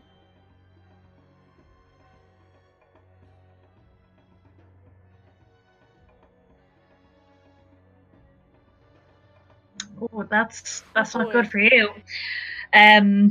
He hears a discordant melody that only he can hear, wrecking him with pain. Spell. He takes 12 damage, and he has to use reaction to get away from me. Dissonant whispers. He has to use his action. Reaction. Oh, reaction. Cool. Okay, so he's just going to be like, oh, Jesus, well, let's run over here. He clips into the edge of the battle map. Is he frightened of you? Maybe? No, it just he has force movement kind of thing. Cool, that's cool. All right, Coda. Oh, sorry, is that all you want to do? Yeah. Cool, Coda, you up. I will use my freshly unfucked gun and shoot number 1. I think I have 1 grit point left, so I'll use that. Oh boy, I assume 11 misses. Correctamundo, friendo. 16 does not. 20 damage.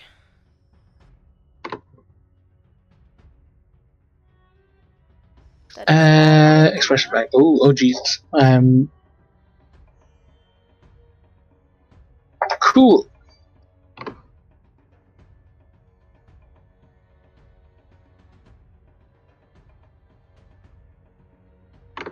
Eat me.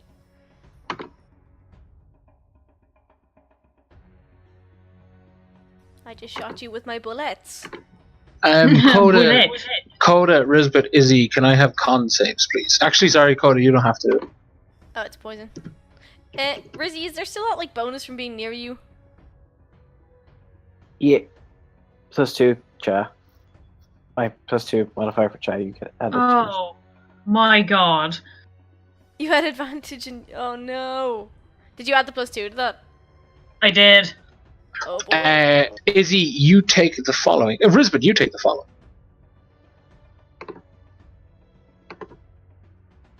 And are poisoned. You may repeat the save at the end of your go. Essentially, this thing reels up and kind of like breathes out like a cone of poisonous gas. And kind of sweeps down, kind of like, trails off to about here. It goes pretty far. Is numero doses go. So he's not frightened, Amy. Yes? No, he's not frightened. Alright, cool. Yeah, he's gonna run up here and let off 2 shots at Esme.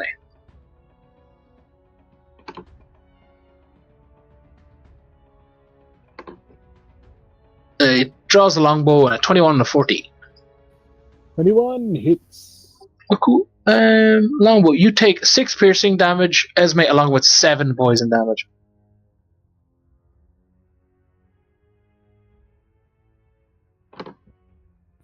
I see.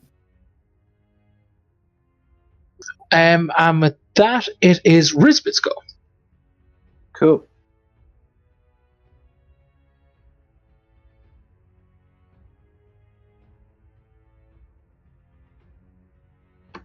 I'm gonna smack him twice.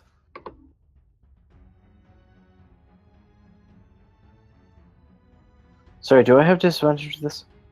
Yes, you have disadvantage on both of them. You may repeat your save at the end of the turn. So we can Okay, say that cool. was 1 attack if you want. Yeah. Cool, thank you. Sorry, I forgot about that. Oh, it's fine. Don't worry. Both actually hit. Woo. I'm gonna add a level 3 smite to one of them. Oh boy.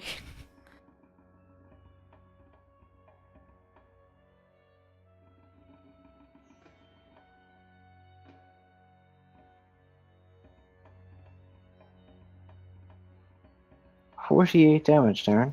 Jesus. To which one, sorry? Oh, number 1. Number one. So the 3D die was in the middle of it. Yeah, Risbet just straight up like cleaves downwards and this thing just like splits in half. Blood goes everywhere kind of thing. I smile at number 2. Number 2 is Shooketh. Esme. 20 con save. Yeah, you feel the poison kind of leave your system. Cool. Thank you. Can I incite for fighting number 2?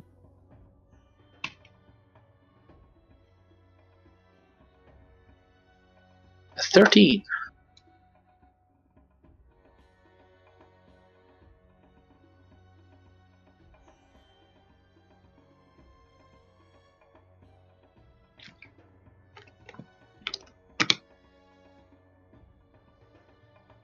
You successfully do the thing? Yeah. I take out the Karen bow and I load up one of the shrapnel arrows and I fire. Oh, I like it.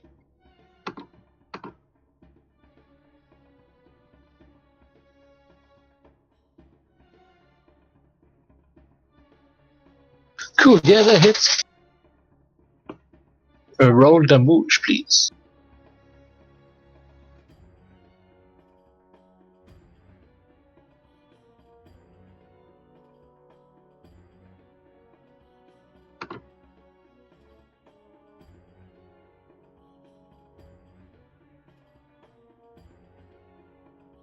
Cool, yeah, you deal 24 damage, and as this thing kind of pierces through this individual's chest, you hear like a shattering noise.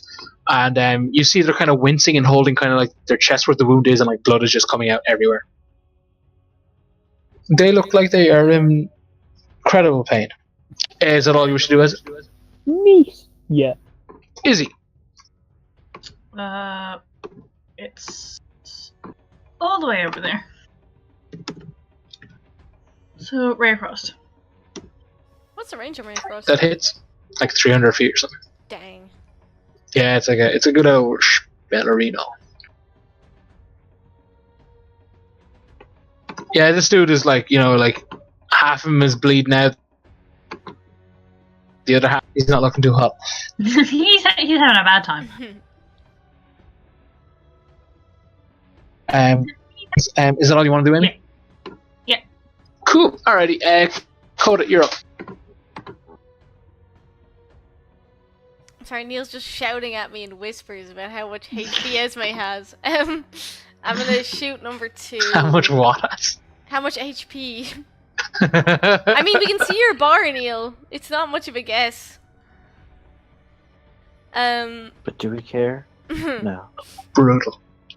Well, that's why I'm standing between this thing and Esme. I don't want him to shoot her. I will. 2 sharpshooter.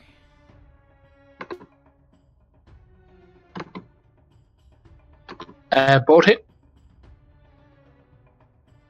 Eat my bullets. 38 damage. And Coda kind of like quick draws, like bang bang, and they go down.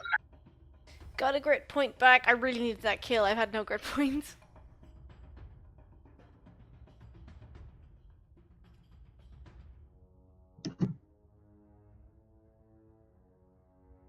Yeah, these 2 individuals drop. They hiss, they kick and scream, but they are dead. Isadora turns on her heel, whistles at Esme, and casts Healing Word. Ooh, cute. And then I'll look around the room. Before you is a hallway over here, and 4 pillars, which are the 4 circles, and a very, very large fancy door is here.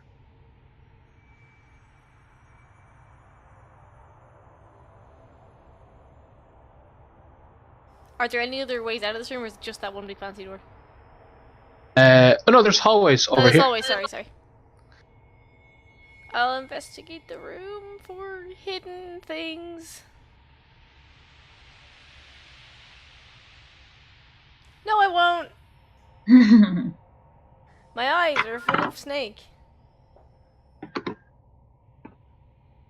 He just like I'll do the thing. he into the ring, just so into people's heads. He just says like, "There's something near a pillar over there.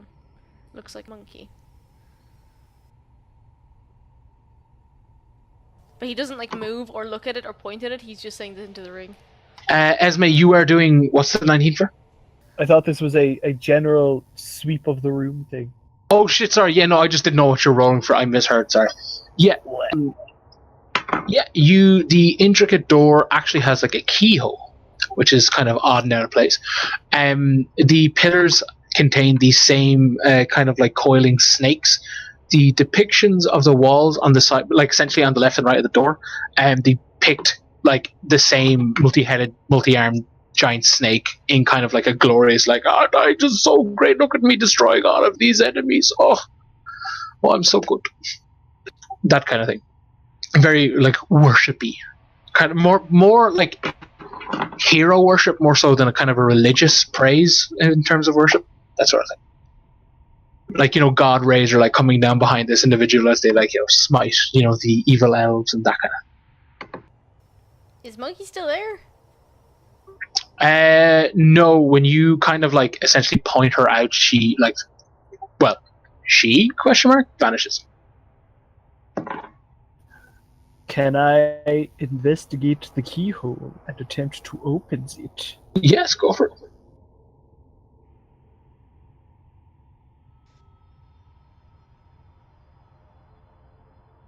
Is that an investigation, isn't it? That's just investigation to see if there's anything like weird about the key, like basically to assess whether or not I could even bother trying to lockpick it. Yeah, sure. You get down and you have an owl gander around it. You hazard like nothing jumps out, but it's just like your general vibe off it is that it's very fancy and very intricate. Like you think maybe you could get lucky and do it, that kind of thing, but like it's certainly no ordinary lock.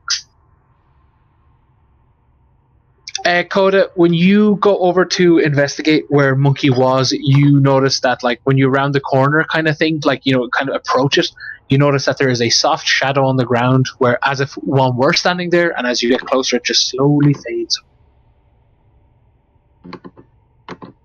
Is there any like weirdness in like, are there any markings on pillars or any indication that, like, oh, this is a like there's magic in this area, or is it just yeah, there are. Yeah, no, I get what you mean. There's no like magic or arcane markings anywhere that you can see anyway. Like, not that implies that they're hidden, but you know what I mean. Like nothing springs out, like nothing jumps out of color.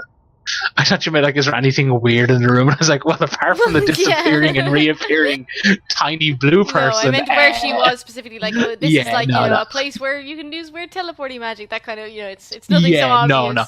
Oh yeah, it's a case of like when you saw Monkey and when like you checked out the area, like you didn't hear any like vocalizing of spells or like any flashes of magic or feeling any just like general like air being distorted. It was just a case of like she was there, now she's no longer there. Like if it was anyone else I'd be surprised, but it's Monkey, so I'm just kind of like gonna accept that this is just something she does. That's fair. Esme, what are you doing? She's monkeying around. Go away. Yeah, Esme's gonna try and jimmy this door open with her thieves' tools. Hey Darren, what's a 27 look like? Oh, it looks like that.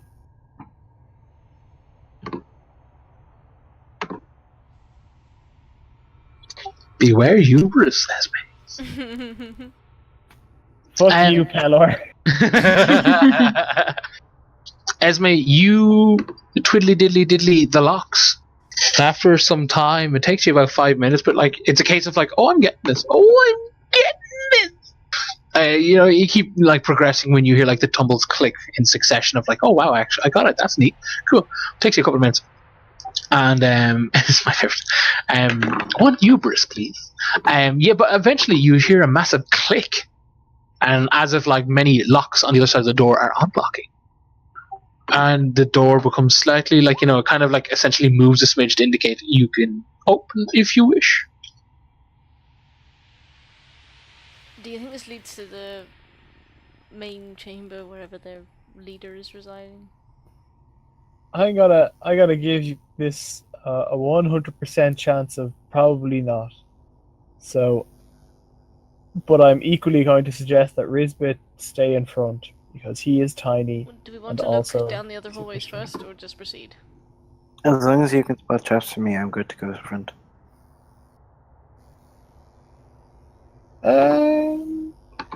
Maybe we should look around more.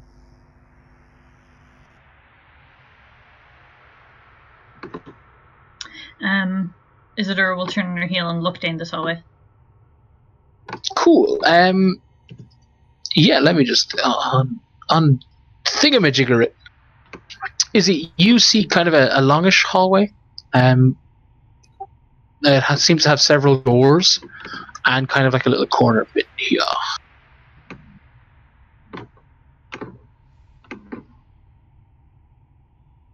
She shrugs and turns to the others and says, "Just doors."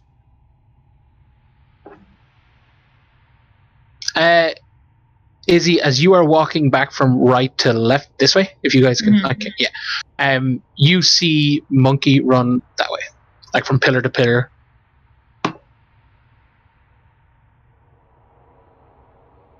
What the hell is she doing? Monkey's on the roof looking at us. No, she was behind a pillar. She's not on the roof.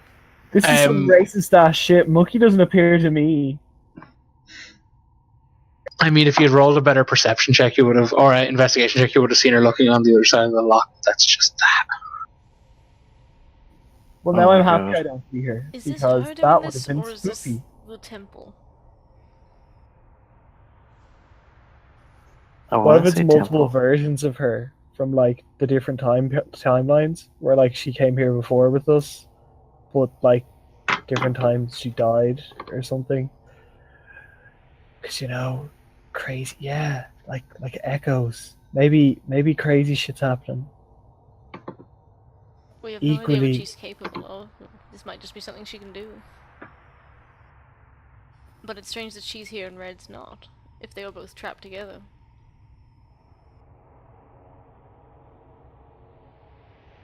Bitch, I am getting to it.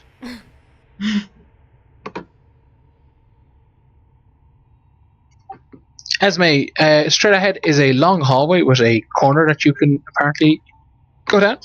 Directly to your left is another long hallway that seems to be suffering from a cave-in.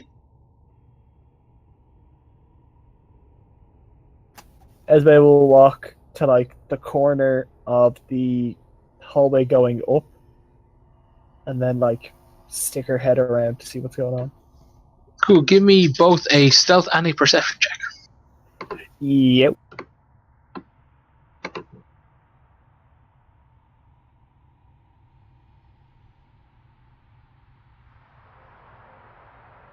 Yeah, cool.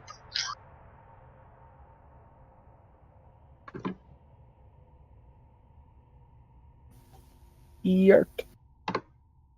Cool. Yeah, you essentially spy. 1 second. Give me that reveal tool. There we go. You see the edge of a very large tail along the ground. I pinged by mistake. Sorry. But yeah. Is it bigger than the Medusa tail?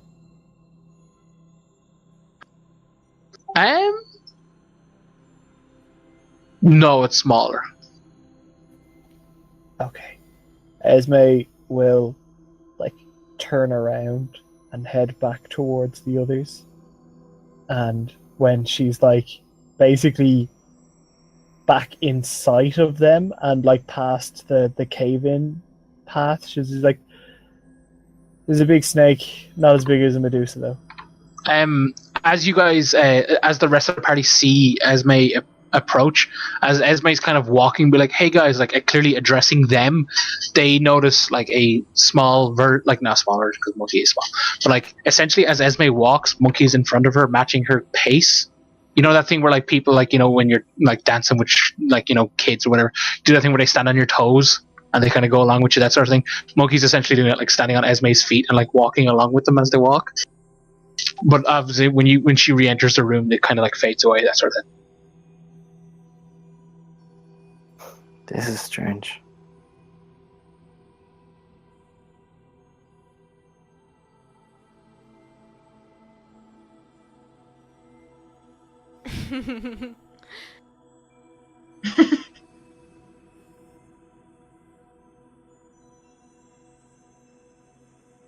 Yeah, this is Dave's kid, and you are her actual grandmother. But yeah, Timey-wimey bullshit. Oh, that'd be amazing. I would protect Monkey with my life. So yeah, guys, there's a snake there, but there's also the big doors. Maybe we should go and kill the snake. Well, I don't want to It's potentially large snake. Huh? Well, I don't want to be examining the next room and have that thing sneak up on us. You're right, Coda. You're definitely right. That would be dangerous. But it could be dangerous to go against it, so...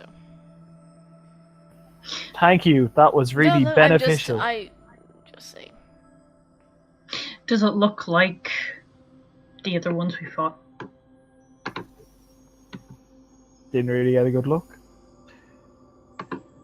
Let's go get a good look. And then she starts walking. She's like, let's go get a good look. And she's like, yep, I'm off. Follow me.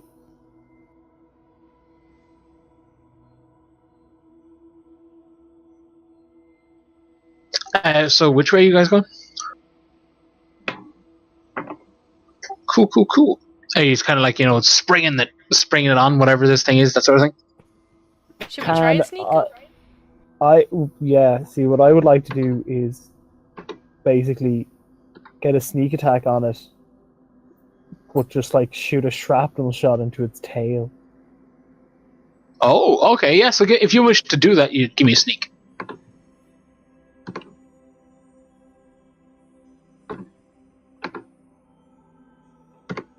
Ooh, nice. Yes, you are successfully hit. So can I take the shot? Yeah, it's a case of you're in position. Sorry, I'll reveal the rest of the thing.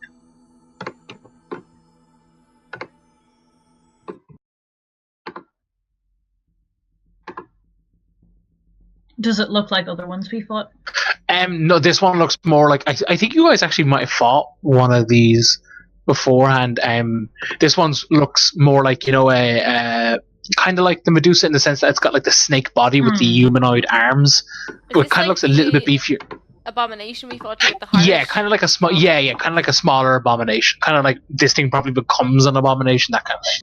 But cool. Roll damage, buddy.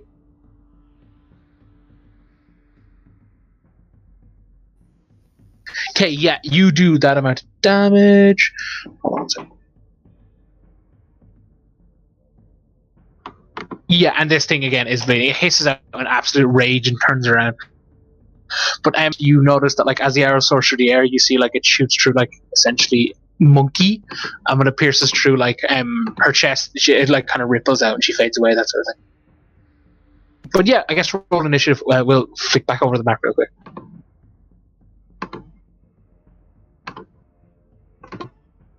And by the power of more editing, number 2 is gone.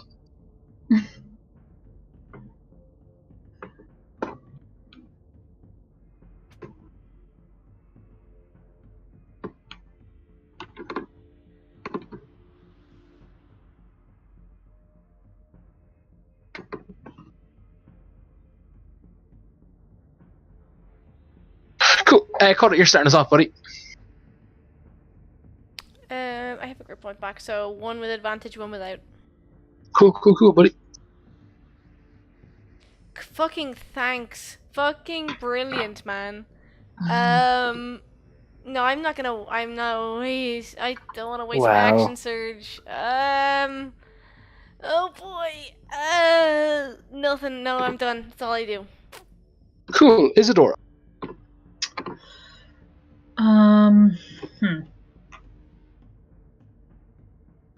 Can it make a con save?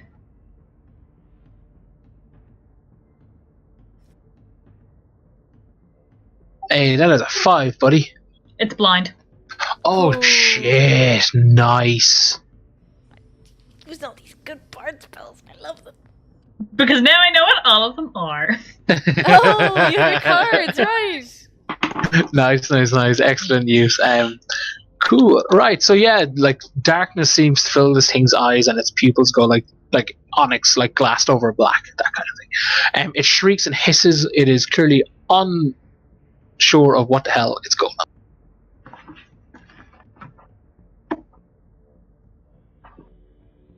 Okay, so essentially what that entails, guys, is this thing will have disadvantage on attack rolls against you. And you will have advantage on attacking it. Excellent. So it's essentially going to meander. Oh, sorry, Amy, is that all you should do? Yeah. It's going to be like, ha, who, he, ha. And kind of just end right before Coda. Like, essentially, it's kind of finding its way around that sort Well, of I thing. made two big, very loud noises, so I assume That's he it, you knows, see, yeah, that's like, what I mean, he'd yeah. figure out where I am. So it has disadvantage on this, but it's going to try to wrap around you.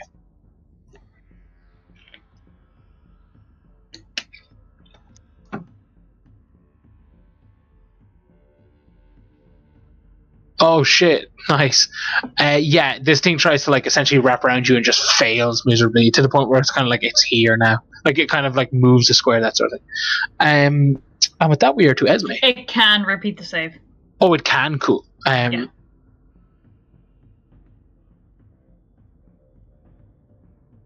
And it's not going to. Oh boy. With that, it is Esme's go. Esme will like drop Karen's bow, take out the rod of Pelor, and say, "Feel God's light, motherfucker!" She's just the most aggressive religious person.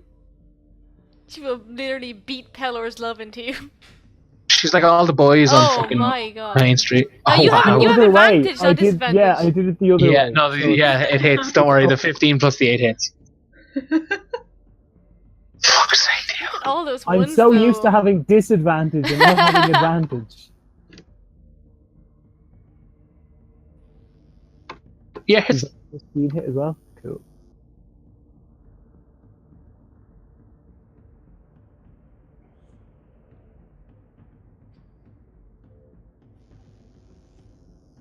Pelor's light. This thing hisses from the pain. It cannot see that it's getting slapped with, essentially. Is that all, Esme? Yes, and Risbon. Yeah. I'm gonna try and smack it twice.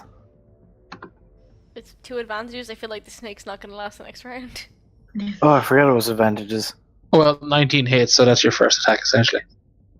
God damn it. And 23. And 23 hits. Bye, snake. No, I ain't adding any like things to this. 27 damage. Yeah, this thing is bleeding everywhere, but it is still kicking. And with that, we are back to Coda. 2 rapier attacks.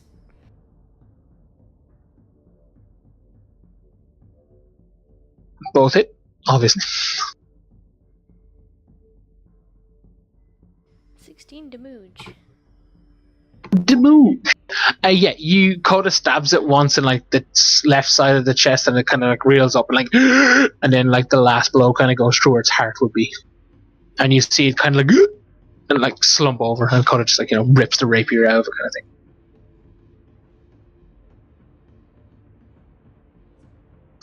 Congrats, guys. The room you're in has cages, like a prison. and then As this thing collapses over, you hear the jingle jangle as it hits the ground. Is there anything in the cells? Bones. The sheriff. can I take Bones, what are you doing here? Oh, what was that, Esme? She took its car keys. Yeah, you pick up the ring of keys. There's a particularly long one that's like really fucking weird and intricate, like prongs sticking out of it. I wonder what that's for.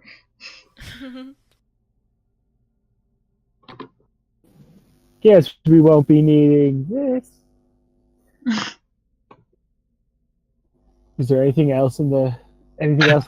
No, just a load of old bony corpses with like old leather armor, that kind of thing.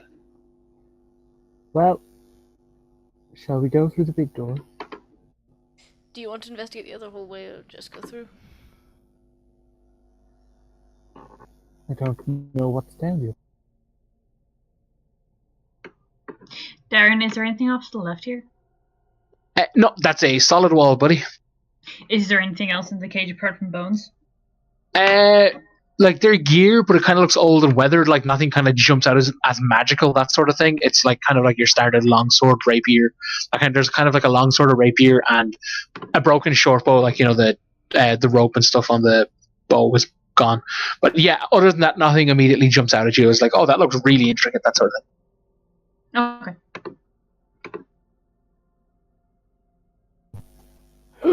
Well, perhaps we should do as Coda suggested and confirm there is nothing else down the other side. Okay. As you guys round this corner, you hear a splishing and a splashing. From which direction? The way you guys would have came to get here. Cool. Run towards the water!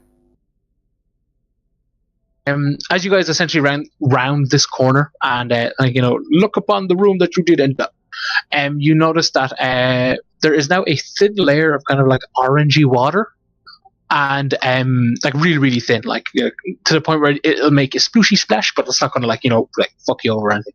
But you notice in between these pillars here is Monkey playing what we would know as hopscotch, but probably like hopscotch exists in D&D probably, or some variation of it. It's probably called Scotch hop or something, but we know it as hopscotch. I'm gonna try and like get her attention. Like I'm just gonna shout her name and see if she actually like reacts. When you call to her, she essentially turns to face Coda and like, don't lie, it's like her character model freezes and just starts like floating away and like essentially like hooks up. Like imagine the anchor points at her head and her feet just kind of like whoop, and then like up into the air, and then she just kind of like fades away. She seems to be having more fun than the rest of us. Wait, are you trying to say that we're not having fun? Well, she's very calm about all this. Esme just thought she pulls was up her trapped. hood. Esme just pulls up her hood and then just like tries to sneakily whip on the crown underneath the hood, and then just turns to Coda's like, I think this adventure isn't as ghoulish as it could be. Ah ha ha ha ha ha. Ah ha ha ha ha. Ha ha ha. Just getting right up in his face. I start walking towards this path. I'll follow Zadora.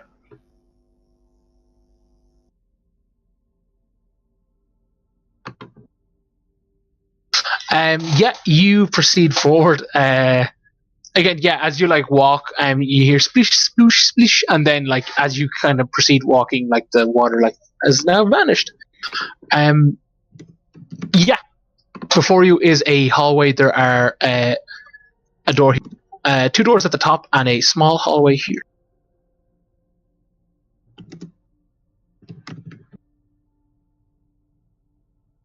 I'll check out this door.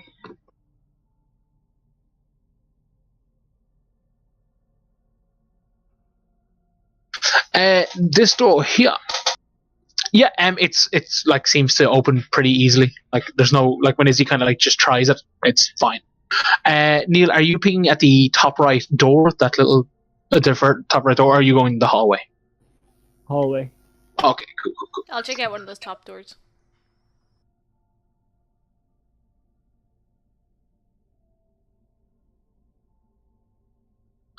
Izzy, when you look down the hallway, you notice that there's been another cave-in. All right. Cool. Which door are you looking at, Coda? Let me just reveal this for Esme.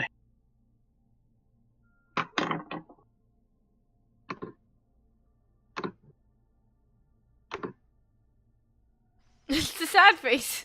Yeah, I only realized when I uploaded it, it was like a face. But Esme, before you is a shrine that looks kind of similar enough to the one you saw at the beginning of the area. Coda, which door are you going through? There's 2 there, is there? Yeah. Hey, sorry, no, there's one there and there's one there to Okay. Do right. they look kind of the same? They look like the door that Izzy would be emerging from. I'll try the left one first.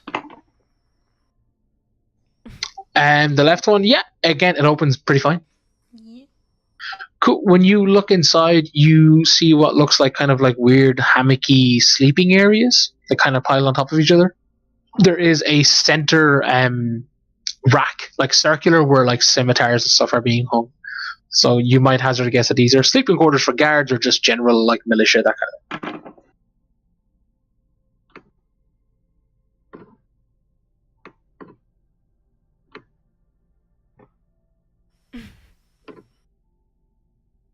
Do you want to do the same with the right door? Yeah. Same thing. Cool. Kind of general guard I'll roll an quarters. investigation. I assume there's not gonna be anything there, but I'll do it just in case. Ha! I am blind. No, you just see like, oh, look at these old dusty scimitars. Doesn't look like anyone's used this room in a while. That kind of thing. Cool. Like, I mean, they're usable. So, like, if Kodo wants to use a scimitar by any means, like these are That's indeed the same usable. stats as a rapier, is it? I think it's weaker. Actually, I think it's 1d6. 1d6. Yeah. Yeah. Rapier's 1d8. I'll stick with a rapier. I think they just do slightly different damage to I think it's slashing as short opposed swords. to piercing, because piercing, Yeah, rapier's yeah, piercing. yeah. Something like that. Anyway, yeah.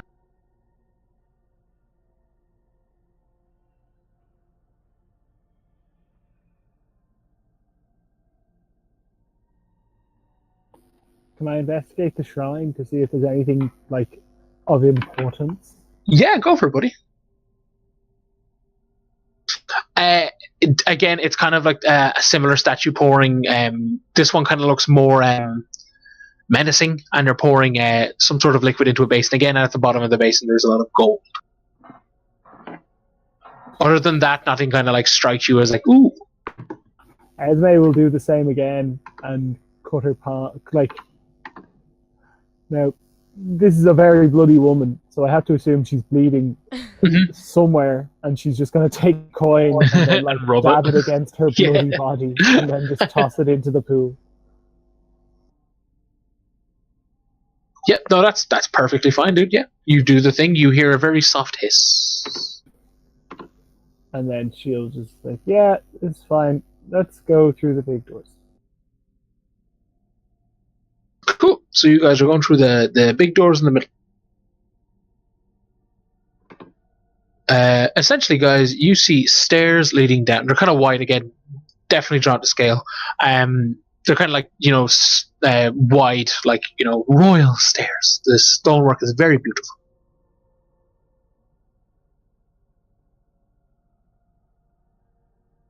Do you guys proceed? Yes, let us sneak full. Cool. Or if you're sneaking, yeah. I am. Cool. I'll sneak as well. Yeah, I'll try, but I'll go a bit behind them because they're sneakier than me. Same. Someone go Never trickster mind. cleric and grant somebody a +10. Or fucking, was it druids with their +10 to everybody? Oh, Rizzy. There you go. Everyone bar Rizzy essentially is effectively sneaking. As you guys descend, you are greeted with the very familiar stench of death, like blood. Like it's almost overpowering. It's like it's this place reeks of death. As you get lower and lower, this place is well lit though, and as you get to the bottom of the stairs, there is a lot of splashes of essentially like greenish reddish blood, the like Yuan Ti blood that you notice. Essentially like it's a new map that I haven't uploaded, which we'll get to because it's near the end of the night. So it's a case of the only way to proceed forward is a tunnel to the, like a hallway to the right. Do you guys want to keep marching down, or is it a case of do you guys want to sneak again? That sort of thing. Sneak. Yeah, I'll sneak. Yeah, that's cool. Give me the Attempts to rolls again, dudes. continue.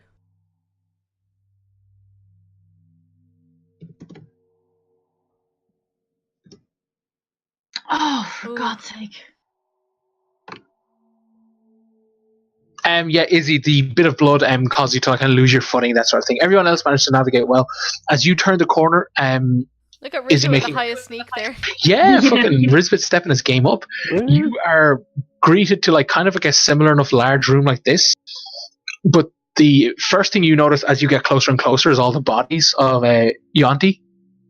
And as you round the corner and kind of peek because you're sneaking.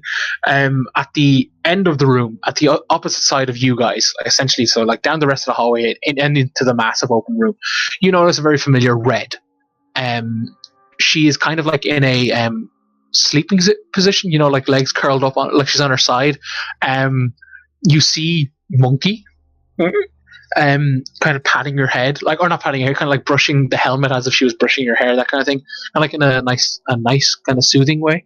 And you notice that they are like completely surrounded by like the bodies of dead snake people, but the snake people bodies, like basically their heads have been blown at the back of them, that sort of thing. But there's just like this entire room, like there's at least like 20 or 30 corpses, that kind of thing. And like as you guys look on, kind of thing, when like Monkey notices you, kind of thing, she kind of like puts a finger to her lips, kind of thing, and then she just seems to vanish. Does Red look like she's injured, or is she just kind of taking a breath? Like from this distance, you can't tell. Again, like she has a helmet too, so you can't see her face, that kind of thing. Wait, so Monkey vanishes, but Red is still there? Red is still there, yeah. I'm gonna approach Red. Yeah, as you get closer and closer, you can hear her snoring. Okay, so she's just taking a nap. Okay. Would it be like a medicine check to see if she's okay, or just like can I just kind of? Yeah, no, medicine's used to like essentially gauge if like one is well or not. Not amazing. Yeah, Coda, looking at her, like from what you can tell, like she's definitely clear. She's breathing. Izzy, you're the same. It's a case of you guys both come to the same conclusion. Like she's definitely not like dead.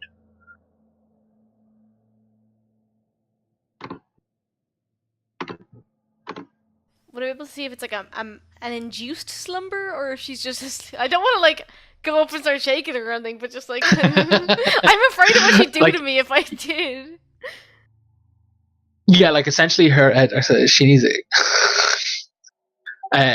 essentially her like large crossbow thingy contraption is like, it's like near her. It's almost being used as a pillow kind of thing.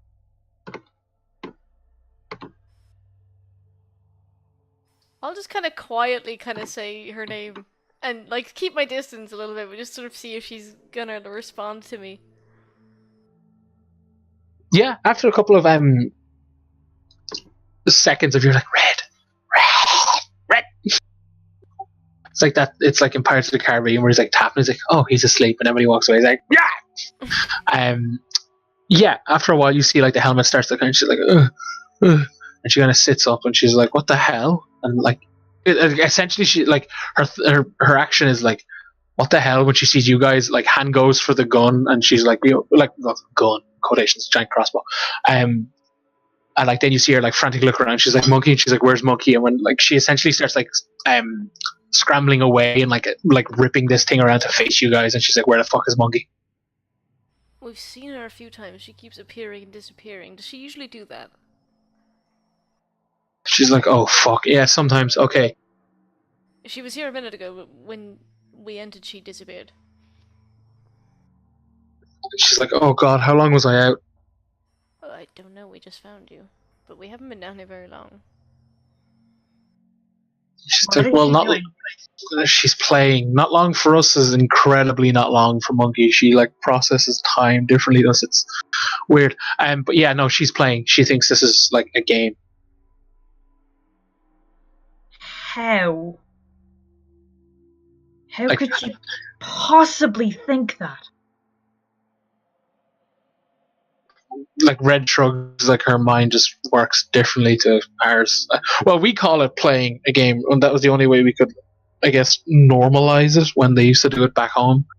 If we play along, she'll like not come quietly, because that definitely implies negative consequences. But like if we play along, she'll be like, satisfied and just essentially like rejoin us. Is she in danger? Is this safe? I mean, she keeps vanishing. Is she? I mean, if she runs into something, is she going to be all right? And like Red kind of like looks around the room, and she's like, "Well, I didn't do this. Did you do this?" Ah, so she can handle herself. I think Monkey exploded their heads. Yeah, like Red's kind of like on her feet, like kind of like holding her weapon in like kind of like a very like ready to rock kind of thing, and she's like, "Oh, okay. Yeah, no, it'll be fine. There's like, it's not like she's gonna like blow us up if we don't win the game, that kind of thing." She like waves her hand. It's just it can be a bit of a head melt together, but it'll be. We're a team of bright young individuals. We'll be fine. We'll be fine. Like, you're not She's like she pats herself over and she's like, no, I don't like, is like looking under her arm kind of thing to make sure there's like no one of those cuts that you don't feel until it's too late kind of thing. And she's like, no, I'm fine. As far as I know, I'm healthy.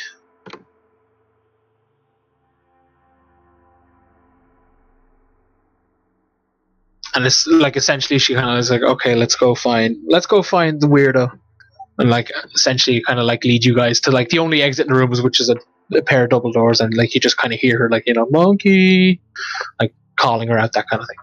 But yeah, we'll leave it there, guys, because it's 12 on the dot, and I don't want to essentially temptation. Like, imagine if Esme put the thing on and then like Red wakes up and that's the first thing she's like, we've been here for 20 years and I've turned into Welcome to the world of tomorrow. But yeah, we'll leave it there, guys. We'll have the other map up obviously next week when we play it, because good game, guys.